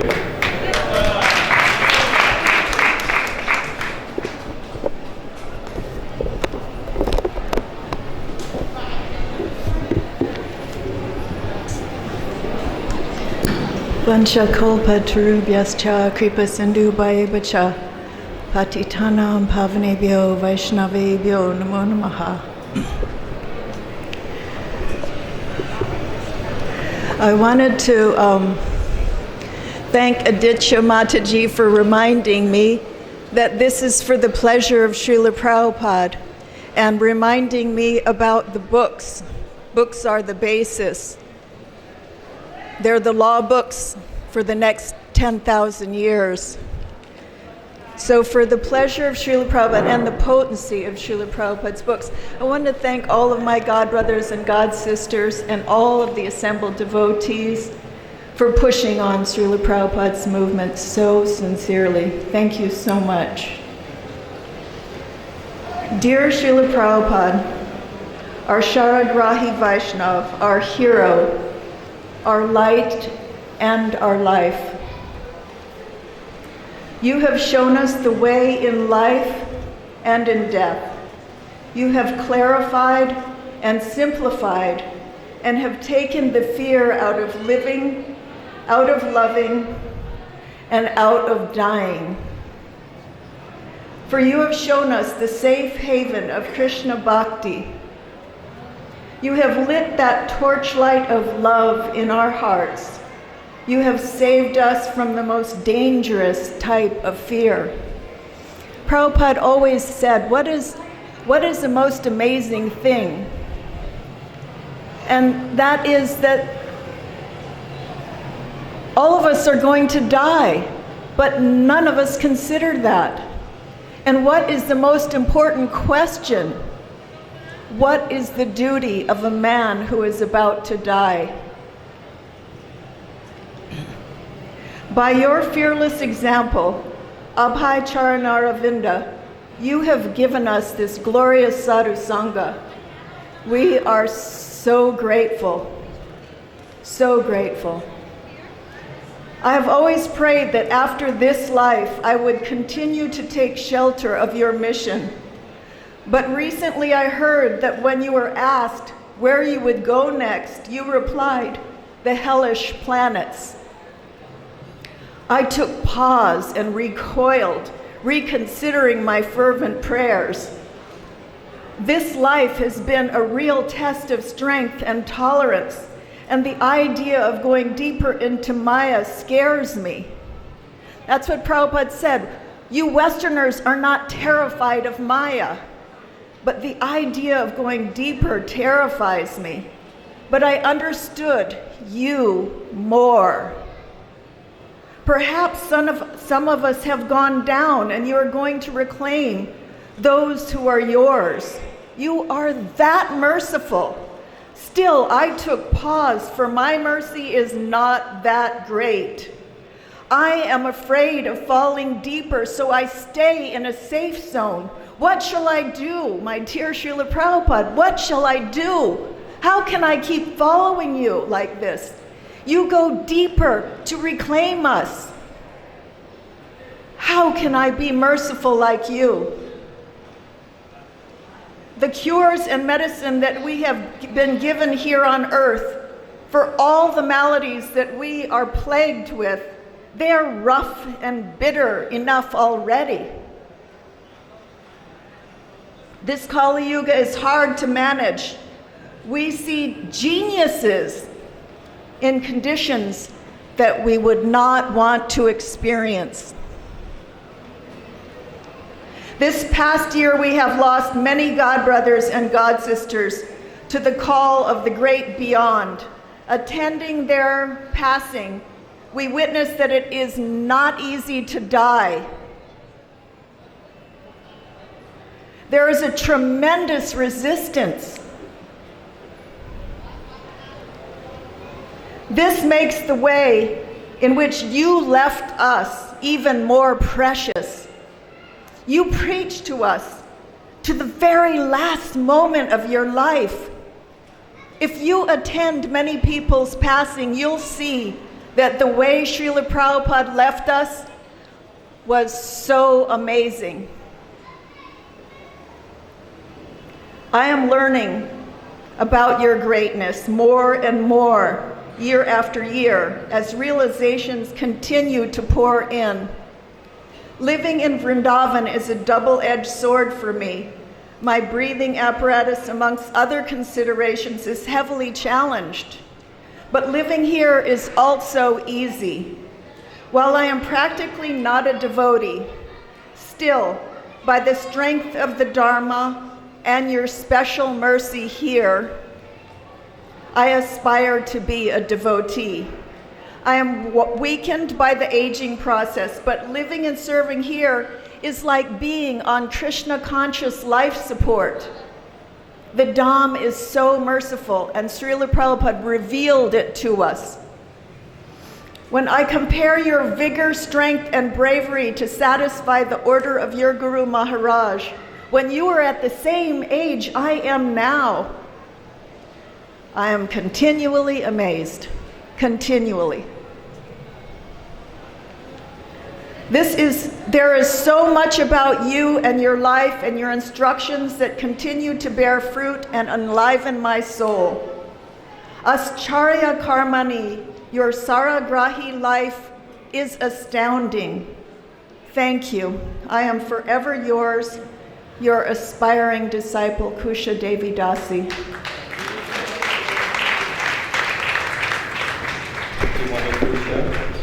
think you have left something here? Mataji? We have Bhaktisiddhanta Maharaj, then Mother Mahadevi, and then we have Keshidananda Prabhu. Mother Krishna is also resident here at Sri Vrindavan, taking care of our community services center and many other services with devotees here. Thank you very much. Namo Vishnupadaya Krishnastaya Bhutale Srimati Bhakti-Vedanta Swaminiti Namane Namaste Saraswati Devi Gauravani Pacharni Nirvishesha Shunyavadi Pasita Dejatarine Om Ajnanatimirandasya Jananjana Shalakaya Chakshur Umalitam Yena Tasmai Shri Gurave Namaha. Dear Srila Prabhupada, another yearly ripple in time has passed as we celebrate what you have done for ISKCON, society, and the world. You have accomplished an amazing feat to truly introduce a Vaishnav culture to the West, a follow-up to the Lord's descent to our Indian Bharatavarsha, windows to the spiritual world. The test of your contribution is the ongoing presence of a society which follows your order. If you cannot increase, at least maintain. However, by the power invested through you, the communication work has expanded throughout such Sankirtan mediums as book distribution, temple construction, and Harinam Yagnas. I was also reflecting in this paragraph that we may build many temples, we may distribute so many books, we may engage in Harinam Sankirtan because Harinam is being done in other parts of the world. Temples are being constructed, books are being distributed in various forms. But Srila Prabhupada, what amazed me about your society is you give us an opportunity to become free from aham. I and mine, you and yours. Because even if we have the externals, the credentials of book distribution and opening temples, etc., we maintain this misconception, material conception of I and mine, then so much spiritual power will be lost. So Srila Prabhupada, it's quite an amazing affair, a scenario of distribution and transformation, including in attracting a variety group in service and surrender to the Supreme. How the tests abound individually and collectively, all forms of purification and reciprocation, steps in an onward progression. Your contribution in Parampara has created quite a domino effect of services to the Lord, from the Kali Yuga trenches within this earthly plane. By your mercy, so many jivas have come in touch, and a wonder will unfold through the future generations as they follow the footsteps begun by you and leave a web of attraction for the next 10,000 years. If you allow us to play some role in that future majesty, then that will be the greatest honor and perfection for us. Thank you. Thank you, Srila Prabhupada.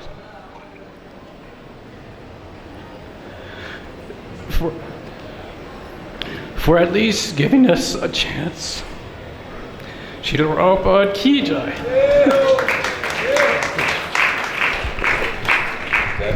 Thank you very much.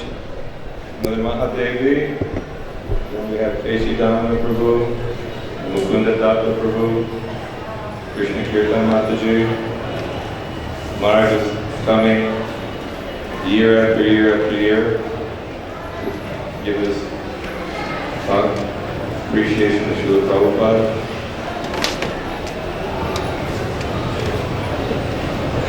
We got time is limited.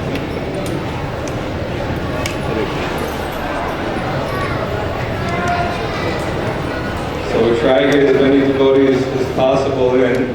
Hopefully we got till 12:30.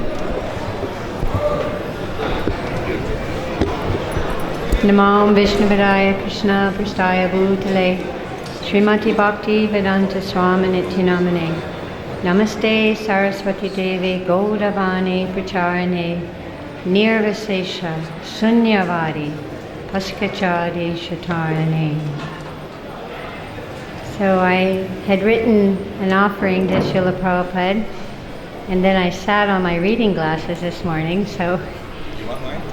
no, they're really strong, +3. But I took down a few notes, and I was reflecting on the prayers, the Guru Puja prayers every morning that we sing. The lotus feet of my spiritual master are the only way by which we can attain pure devotional service. So yesterday in the Prabhupada's library, every Janmashtami, we have a Krishna book reading. And we covered, Srila Prabhupada, the first 4 chapters of your Krishna book. And we recognized that many times you were describing what the lotus feet of the Lord, the lotus feet of the spiritual master, what this means. And you very nicely were describing how the lotus feet means devotional service. And as someone was remarking before, in 1974-75, when book distribution and pioneering of the movement was so strong and we were so busy, very few of us actually had Srila Prabhupada's physical association. 3 times I met Srila Prabhupada, but mostly our association was through service, serving his movement, serving his mission, and serving his books. Through his books, we were able to have a very personal, it was actually mystical how having Srila Prabhupada's book in your hand and giving that book to someone else, you actually felt Prabhupada's personal association. And so through the years, we developed this, you might say, attachment to trying to give Krishna to everyone that we would see. And this has still, to this day, most of the older devotees that survived those years, still our mood is to engage in service to Srila Prabhupada's mission and to check our motivation. We've been given so many gifts. I was just seeing that yesterday, the Janmashtami festival was just amazing. So many devotees in this temple, under the leadership of our wonderful management, engaging in so many services. The new kitchen, the Matajis were cooking, and there was kirtan and so many beautiful decorations. And this all comes to service to your lotus feet, Srila Prabhupada. We, in 75, we traveled for 6 or 7 months in vans, and then we'd take a break, and then another 6 or 7 months. And we had these vans, and we would gut them out, and we would have your books and maybe a few clothes on the side. And we went from airport to airport. We went to every single huge gargantua festivals, you might say, Kentucky Derby, Indianapolis 500, Las Vegas. And even though we were in very dangerous situations, and many times we went to jail, we always felt, Srila Prabhupada, that you were protecting us, that you were with us. And if our motivation was to try to serve you, to try to serve your books, to give Krishna consciousness to whomever we meet, then we felt your association. So in the same way, Srila Prabhupada, I beg every day that you give me your shelter, your guidance, and I'm so grateful to have the association of all of my God sisters and God brothers, and all of you are personally connected to Srila Prabhupada simply by hearing his lectures. Recently I've been hearing the Nectar of Devotion lectures that Prabhupada gave in 72. So much sweetness. When Prabhupada speaks, no one speaks like Srila Prabhupada, so when you get that vibration in your ear and it enters into your heart, you feel very personally connected to Srila Prabhupada. So in this way, may we continue to push on Srila Prabhupada's amazing ISKCON movement. And thank you for letting me be a little part of this amazing movement. Hare Krishna. Thank you, Mother Mahadevi. We have, let's see. Keshavdamana Prabhu, then Mukundadata and Krishna Kirtan. She is always enthusiastic for serving. She helps with child protection cultural program, and she's a full-time resident here in Vrindavan for many years now. Thank you.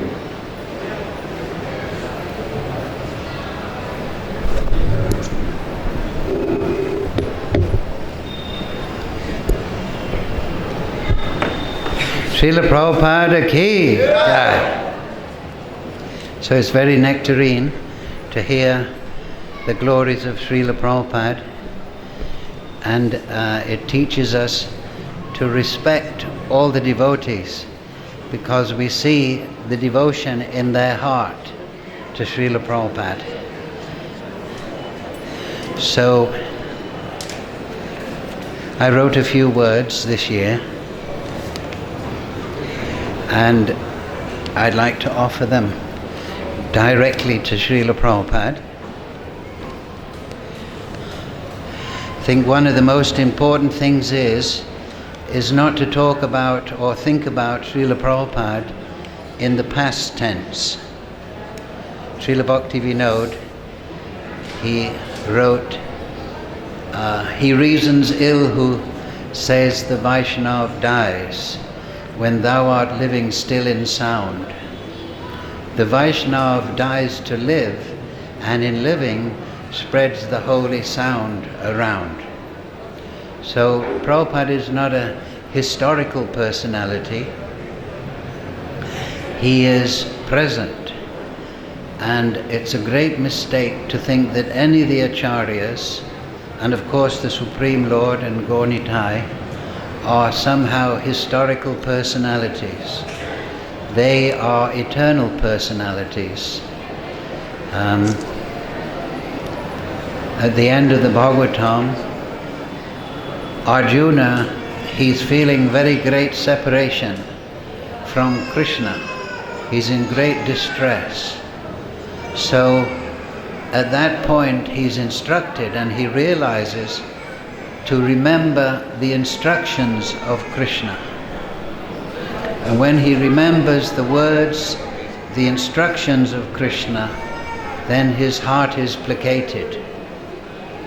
So there is no separation from the spiritual master for the disciple who is following his instructions, or even just remembering them and attempting to fulfill them.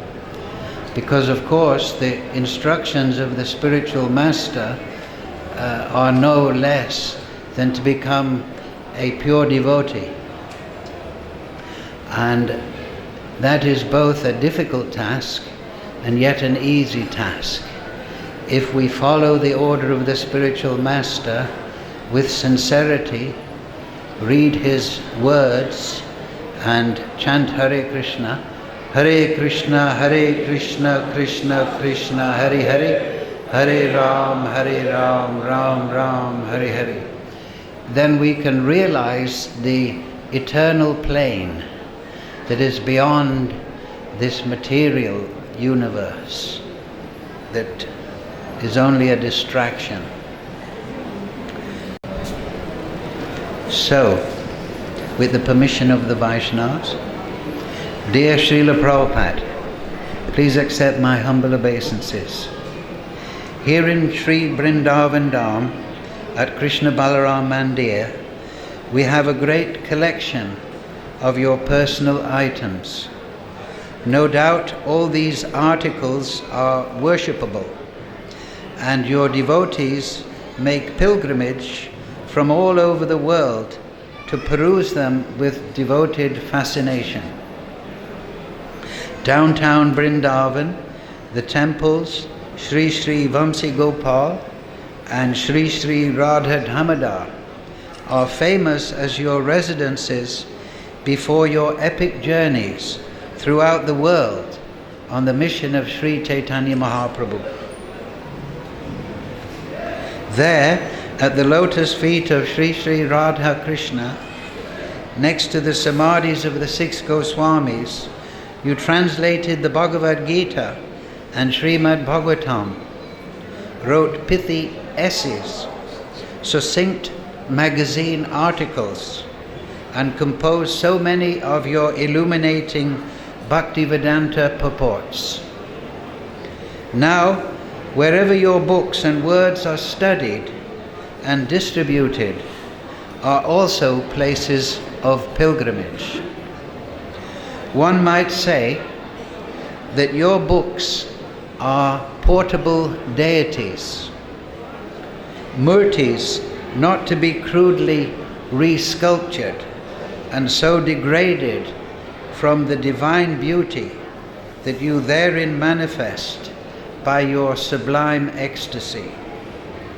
Wherever devotees sit down and study your enthralling translations and purports in the brilliant original way that you wrote and spoke, that is a place of pilgrimage. And there are now literally thousands and thousands of such holy places throughout the world. Srila Prabhupada, your books are opening sacred abodes all over the planet daily. Such elucidations of the absolute truth are imperative. The greatest treasure to be discovered in the temporary material creation is eternal spiritual knowledge. Your words are keys that decode the mysteries of life, clarify what is spirit and what is matter, and illuminate the path to eternal ecstatic devotion to Sri Sri Gaurnitai and Sri Sri Radha Krishna. Srila Prabhupada, your servant at Sri Sri Krishna Balaram Mandir, prays on this divine day of your appearance that we may never forget that of all your unlimited gifts, your words are the most important. Kindly accept the following prose as an exaltation of your divine words. Let your words purify our soul. Let your words reveal our eternal identity. Let your words guide our intelligence. Let your words live eternally within our minds. Let your words be the nectar of our ears. Let your words touch our hearts. Let your words be the delight of our sight. Let your words bestow the taste of nectar. Let your words be the scent of transcendence. Let your words be our conversation and song. Let your words be tendered to all souls. Let your words be digested by all the great thinkers of the world. Let your words create peace and happiness. Let your words be the support and movement of a new world society of pure Vaishnavas.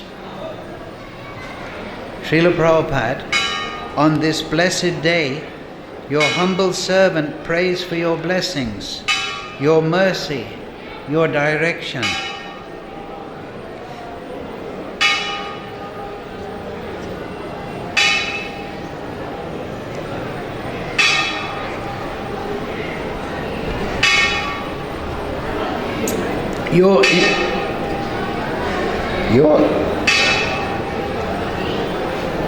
Your inspiration, your shelter, your satisfaction with our humble endeavors in your sublime service. Srila Prabhupada,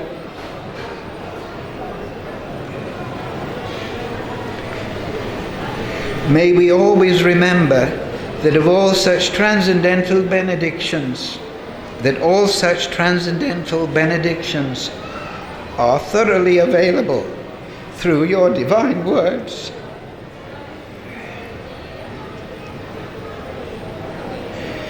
In the dust of your divine lotus feet, on this most sacred appearance day of yours, your humble servant offers reverential homage and praise for your divine shelter. Srila Prabhupada, kindly accept my service to you and your divine words. All glories to you, my divine master. Your servant, Keshi Damana Das.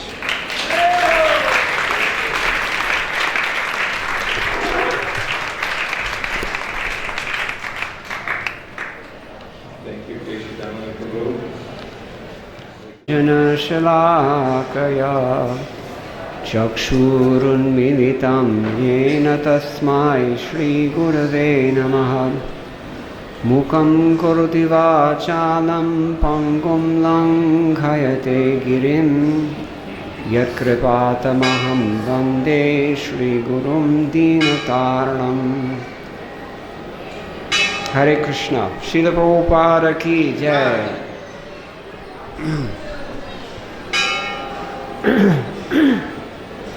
I'm going to try to be brief. I wanted to speak about two things. One is gratitude, and the other one is pleasing the spiritual master. I've often heard in lectures by His Holiness Radhanath Swami, he stresses the importance of gratitude. Gratitude means to appreciate what has been done for you or what you've been given.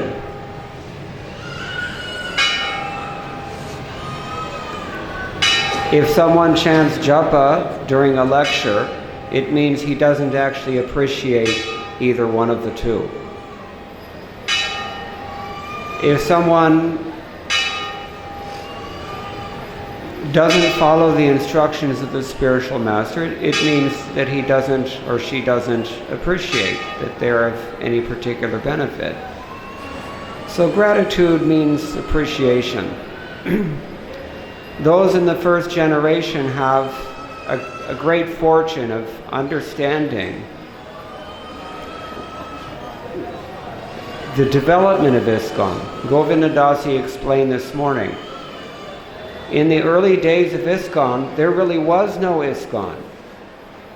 Srila Prabhupada had the vision of ISKCON, but how it came to manifest, that was done purely on the basis of the inspiration that Srila Prabhupada himself instilled into the hearts of so many completely foreign people, those for whom Krishna consciousness was completely unknown, unimaginable. How did he do this? We have, at least I've been very much moved by the depth and the great wonder of all the appreciations that so many devotees have spoke about this morning, almost all of them. Very, very wonderful things we've heard today. Janardhan Maharaj gave a long list of Srila Prabhupada's accomplishments. What we haven't heard in that list is the inspiration that led the disciples of Srila Prabhupada, his assistants, to actually manifest the International Society for Krishna Consciousness that we all have today. It wasn't always like this. We have in Chicago, one devotee asked me the question, what do you see as the difference between ISKCON now and ISKCON as it was when Srila Prabhupada was here? So I told him that in the 1970s we had no knowledge, we had no piety, we had no assets, we had very little to work with. Smarta Hari Prabhu had mentioned this already also today.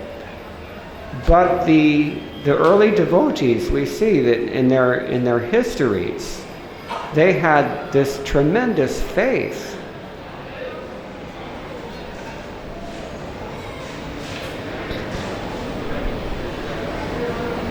And surrender that created the ISKCON that we all take advantage of nowadays. We're sitting in the midst of so many fruits of the Srila Prabhupada branch of the Chaitanya tree. What inspires a young woman to go alone to a country like Pakistan and face the potentiality of spending the rest of her life in prison there?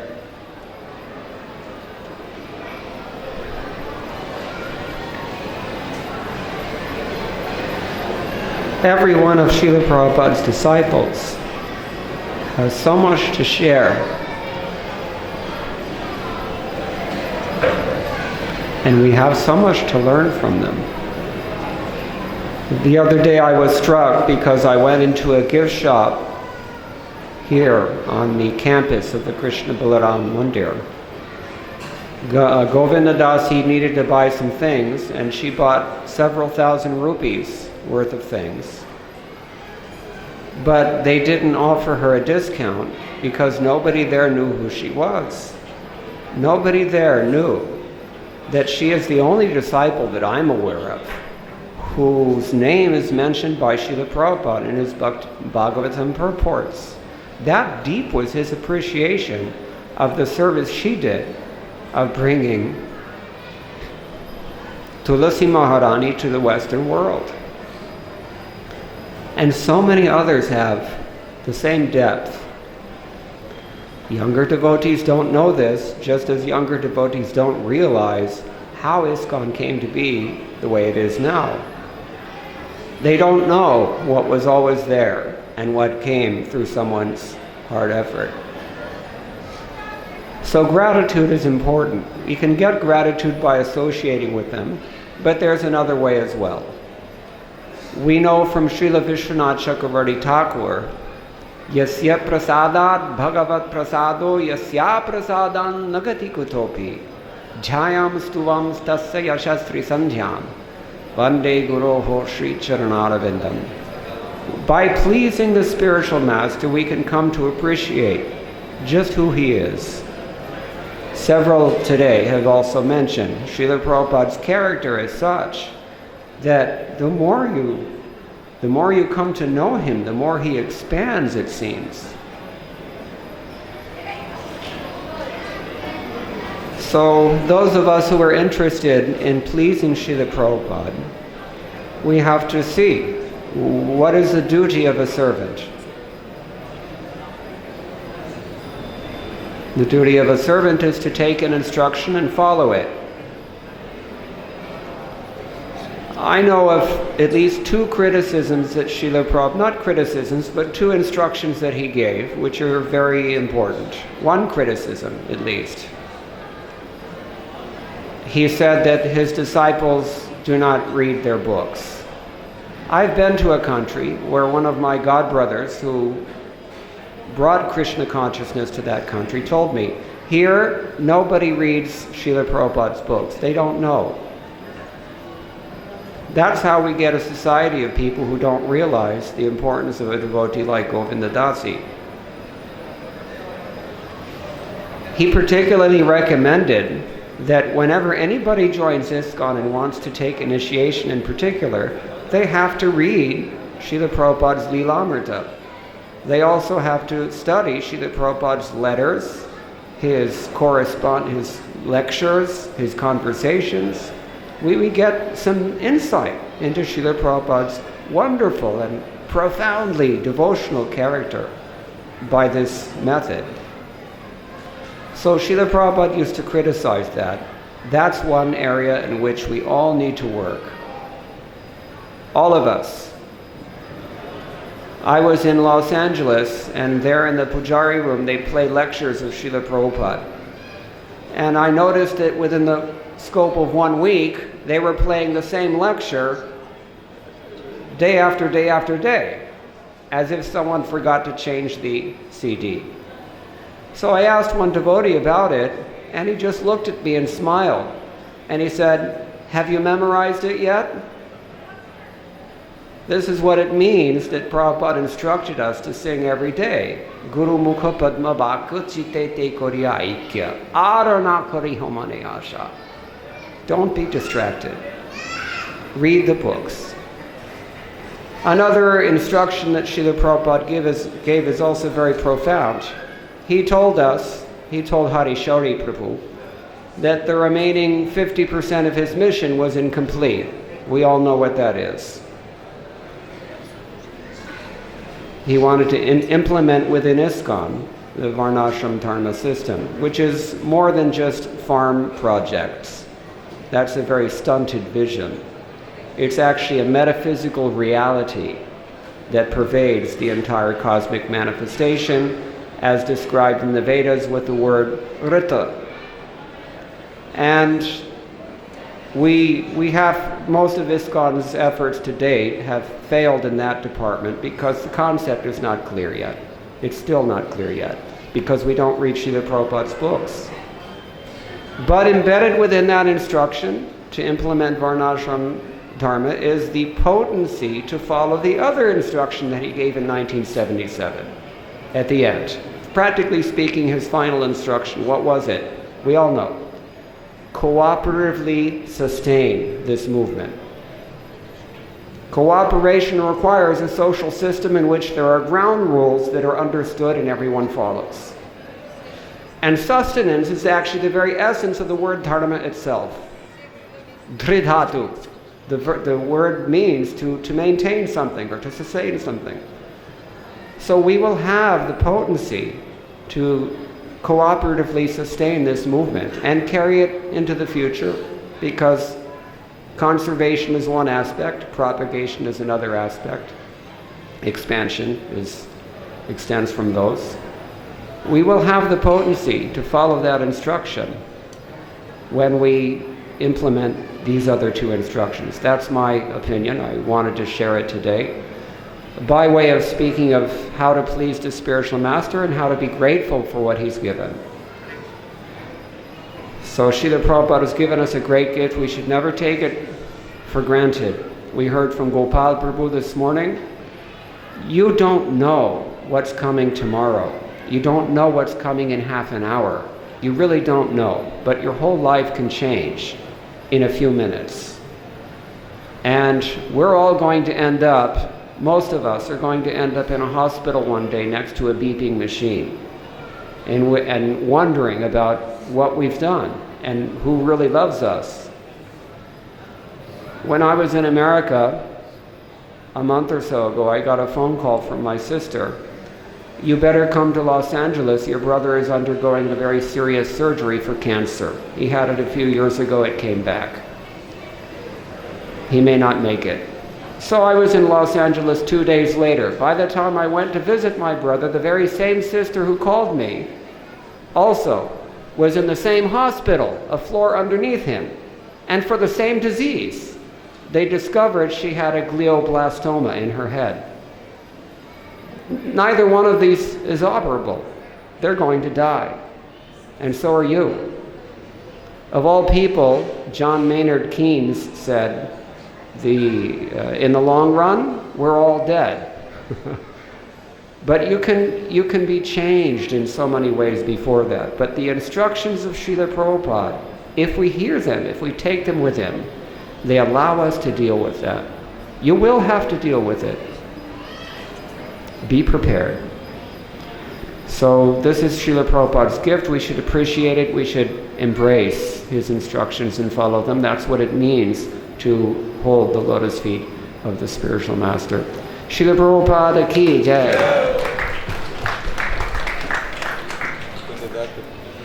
Thank you very much. I'd like to let Mother Krishna Kirtan to come and give her offering, and after Prasanatma Prabhu. So So Mukundadatta Prabhu, we're very fortunate to have him as a resident here in Vrindavan. Sweet kirtan and always a very wonderful philosophical, scholarly presentation, especially on all these special days. Thank you, Prabhu.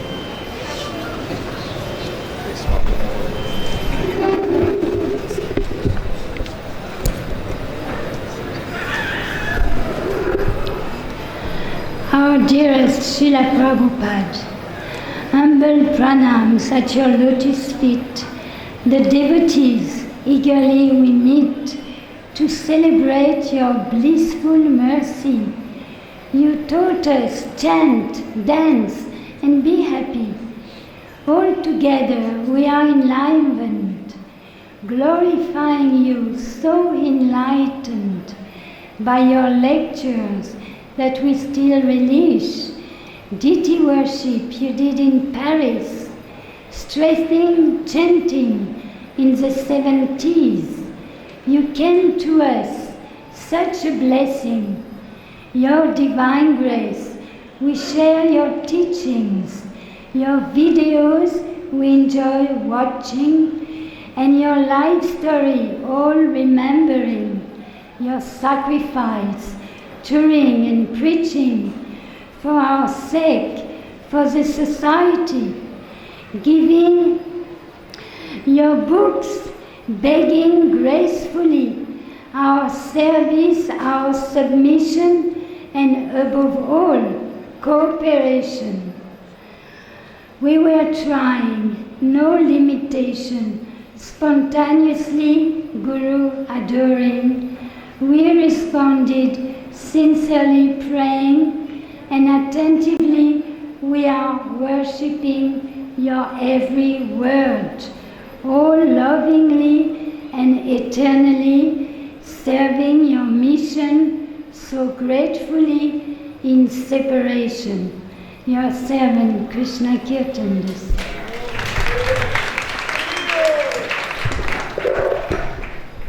Thank you, Mother Krishna Kirtan, Prasanatma Prabhu, and Bhumipati Prabhu.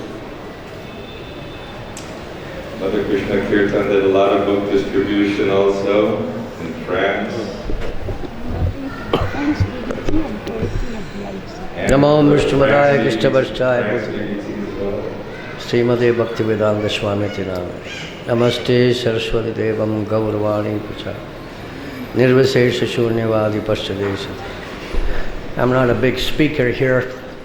Panchagoda Prabhu insists that I must speak a few words. Let me try say a few words in honor of Srila Prabhupada. There are many gurus came and gone from this planet. Only a few acharyas live forever. A.C. Bhakti-Vedanta Swami Srila Prabhupada, he lives forever. Many, many years ago, I came to Vrindavan one Ekadasi fine evening. Some devotees brought me here not knowing where I am. I don't even know where Vrindavan is. And it was like 8 months before the temple was open, and he just dropped me outside the temple and said Haribol. So I have no place to go, and I don't know what I was doing. I end up sleeping right over there was a bunch of cement bag. I slept on the cement bag in a one winter cold, and next day some devotees I met took me to Jamuna, shaved my head. I became a devotee, and it's all very, very fast. And after a few months, Mother Devashakti came. She gave me service polishing Prabhupada's bucket. And I hope many years to come I'll be still polishing Srila Prabhupada bucket that gives me mercy to serve Srila Prabhupada.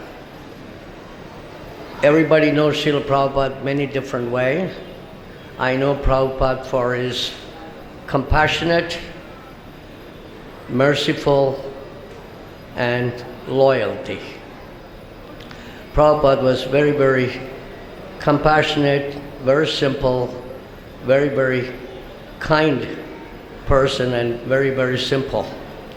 And he sacrificed so much for so many of us, and we didn't even know what Prabhupada did.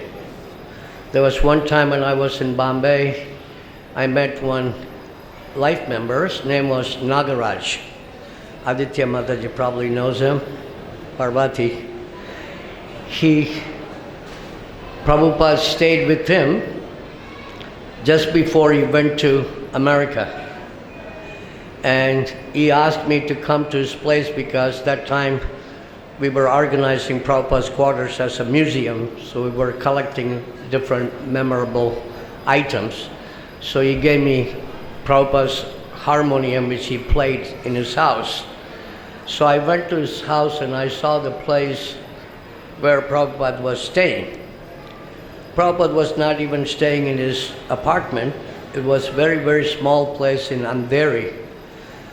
He showed me the place where Prabhupada stayed. It was underneath the staircase, and that's what would Prabhupada sleep for many weeks and months to get a ticket to go to America. So Srila Prabhupada sacrificed a lot for us, but we all complained for our illness, small sickness. We complained so much, but Prabhupada faced so many sickness, illness, and he went on and on and on to serve a spiritual master. And I had so fortunate that many association of Srila Prabhupada, and I just like to tell one small story probably you guys never heard, which is very nice. So after temple opened, one of my duties is to travel and make life member for this temple. Because when we opened the temple, we didn't know we need money to support the temple. We didn't know what we have to do. So Akshananda Maharaj was president at that time. So me, him, and Bhagavad-Gita, we have to go and collect money for the temple to maintain the deities. So our first stop was Kanpur. So we went to Kanpur to make life members. On the process, we met one very famous person. His name was Hariprasad Singhania. In Kanpur, Singhania and Jaipuria, very, very famous. So we had an appointment that morning to see Mr. Singhania. So me, Akshananda, and Bhagavad-Gita were sitting in the couch, and Singhania was Shiva Bhakta, so he was doing his prayer in the morning. And one of our Maharaj, he didn't have enough patience, so he got a little mad. So he said to Singhania, "What kind of Brahman are you? You're making the sannyasis and sadhus wait. This is not culture. You should cut your Brahman thread. This is not good."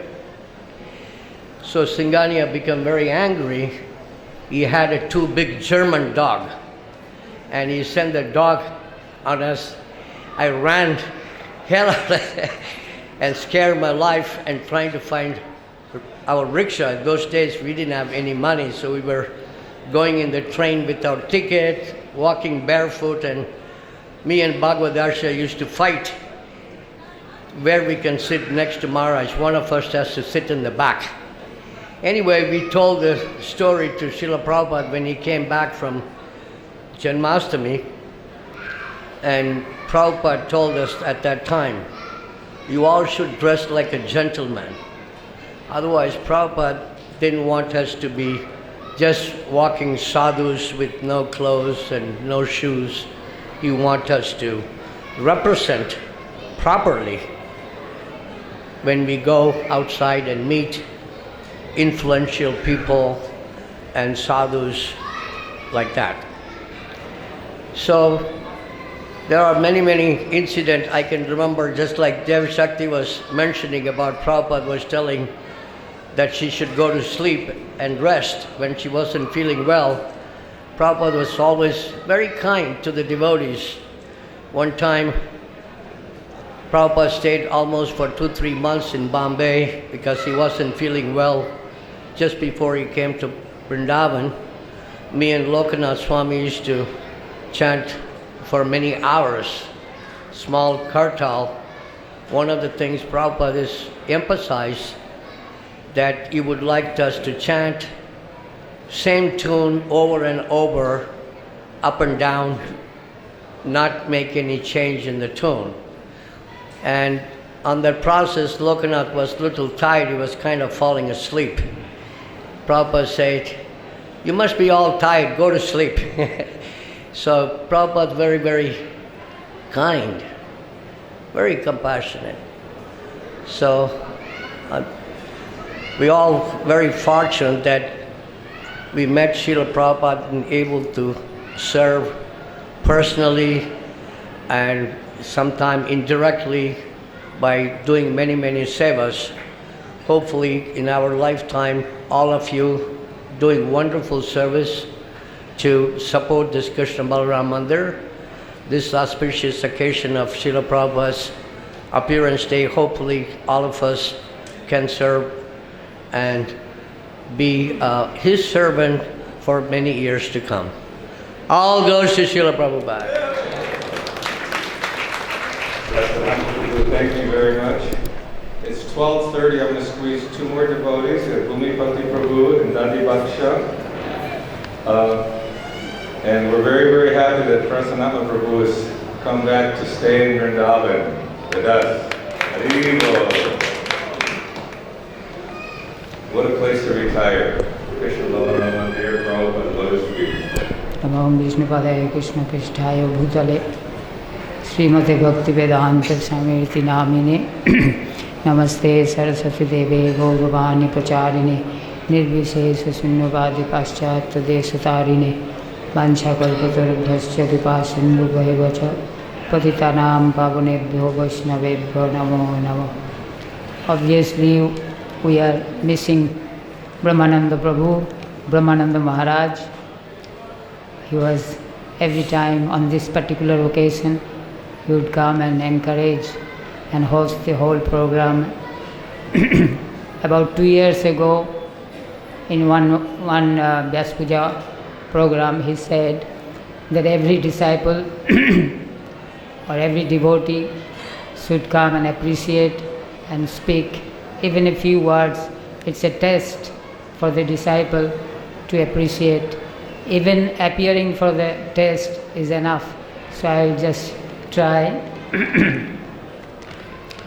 Dear Srila Prabhupada, on this most auspicious day of your divine appearance in this world, I offer my most humble obeisances at your lotus feet and offer this homage.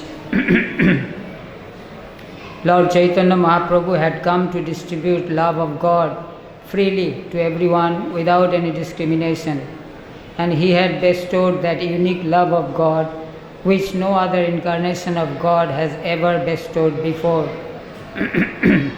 Similarly, you have distributed the holy name of Krishna and Lord Chaitanya's mercy to the people of the whole world without any discrimination, and thereby you have done what no other Acharya has done in the history of the world.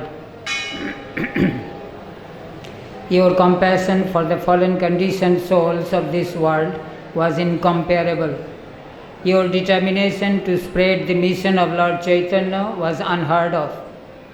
Because of your hard work, your wholehearted endeavor, and your bold initiative, many, many persons today are being spiritually enlightened and delivered.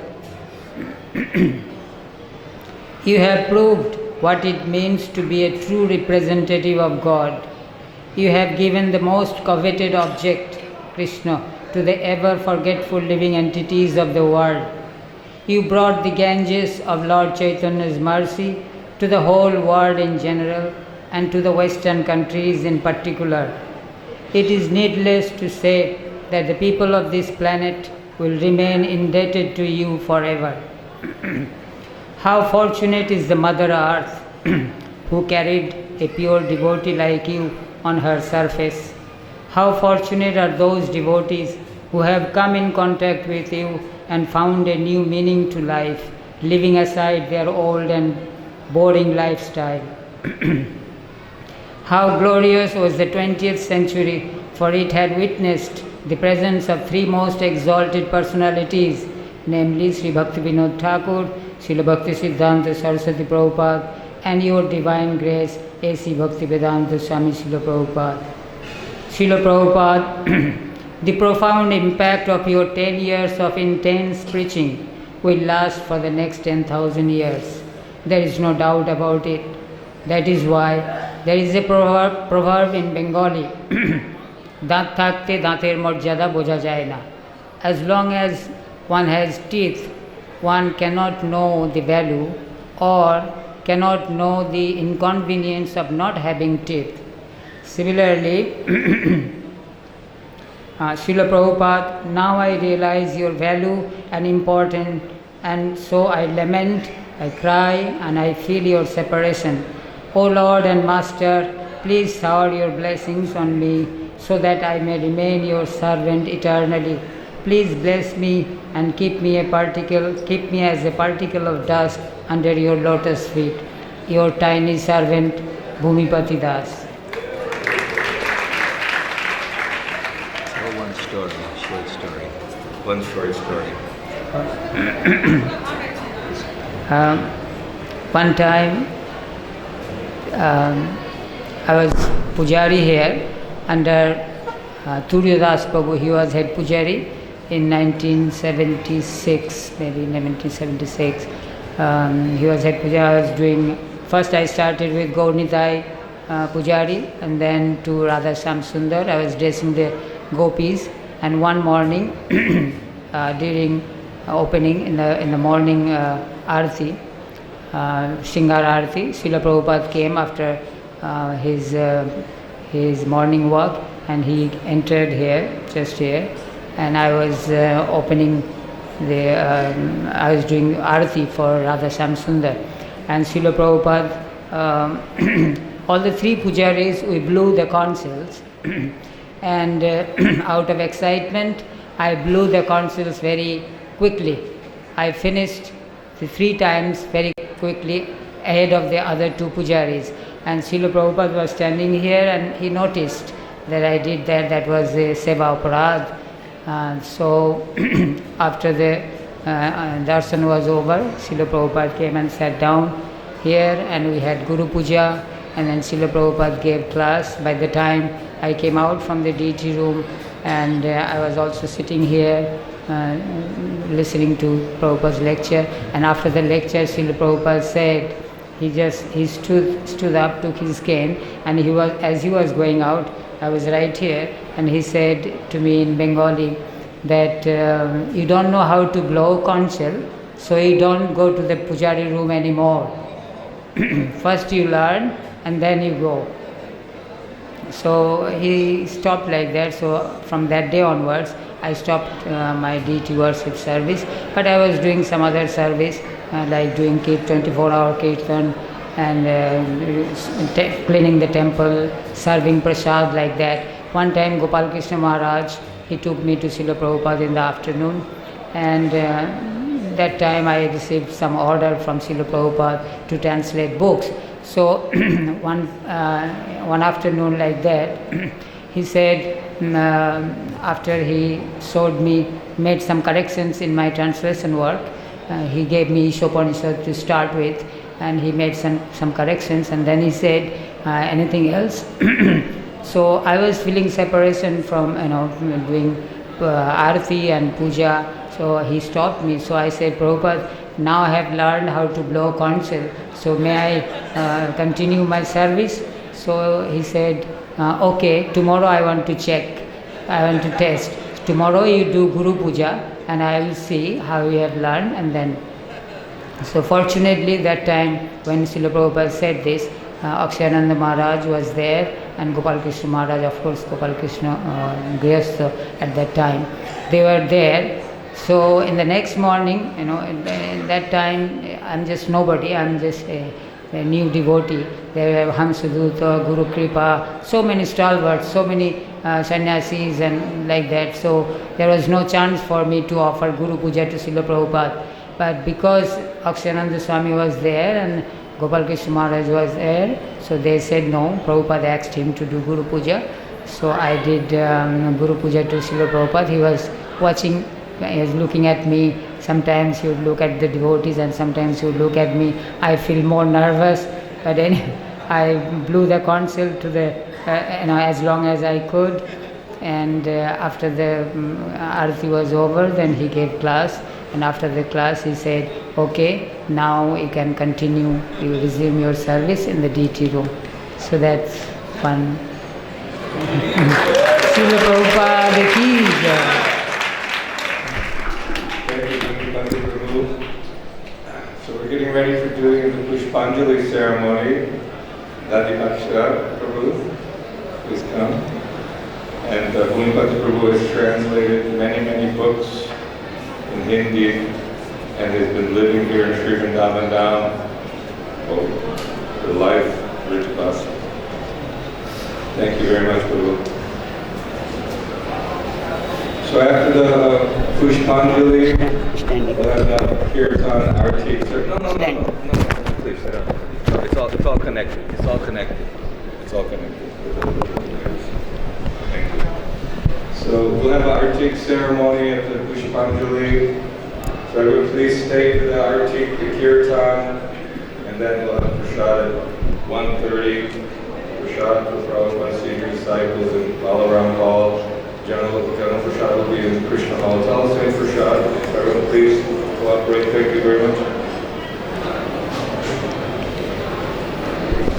Hare Krishna. Say loudly, Hare Krishna. Hare Krishna. Krishna Krishna. Hare Hare. Hare Rama. Hare Rama. Rama Rama, Hare Hare. Srila Prabhupada ki jai. Okay. So this is the last, the best. So I'm chanting, this is Prabhupada Stotra, Mangalacharan. Prabhupada like very much because there's no time for speaking other things, but I'll speak this Stotra, because that time when Prabhupada giving class here in Vrindavan, so this Stotra have chant before. So one day that Anantaram Shastri was very late because he's supposed to chant this Stotra in the morning. So he was very late, and so then Prabhupada sitting in the Vyasa here, right here, and then Prabhupada asked, where is Anantaram Shastri? Where is him? Then somebody say he's in the guest house. Okay, call him very quickly. Then he came.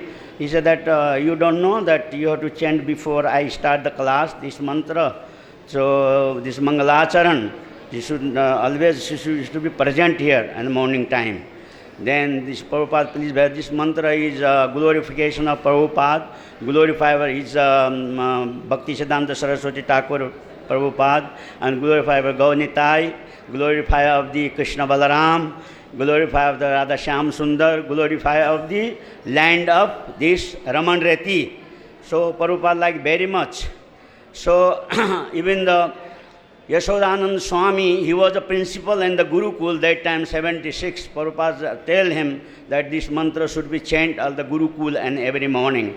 So the Yashodanand Maharaj chanting, he painted the one Gurukul books.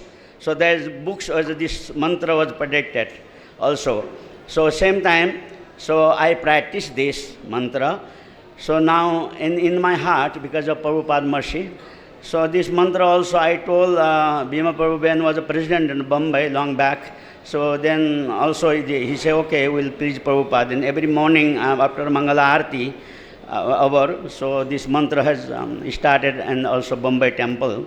every different month. One month they chant the Brahma Samhita, one month they chant Cheto Darpanamad, one month the Prabhupada Stotra. So now I'm chanting this. So please hear. Everybody like us because last year, other years, this this is very important, and so like that.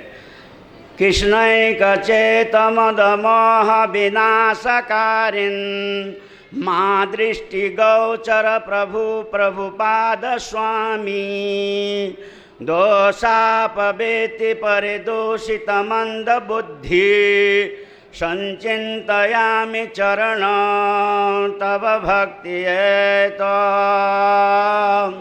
Vrindavan Ramana Reti Prasiddha Bhuma Tatra Krishna Balarama Supada Mule Jnanam Param Parama Krishna Sudami Juktam Dantastadaiva Prabhupada Namo Namaste Namaste Namaste Kripa Bhumadraste Namaste Namaste Mahananda Date Namo Namame Punaraksha Raksha Vide Videvo Daksha Daksha Bhakti Siddhanta Shishyaya Bhakti Vedanta Namine Pasannaya Pasannaya Tasmai Shri Guruve Namaha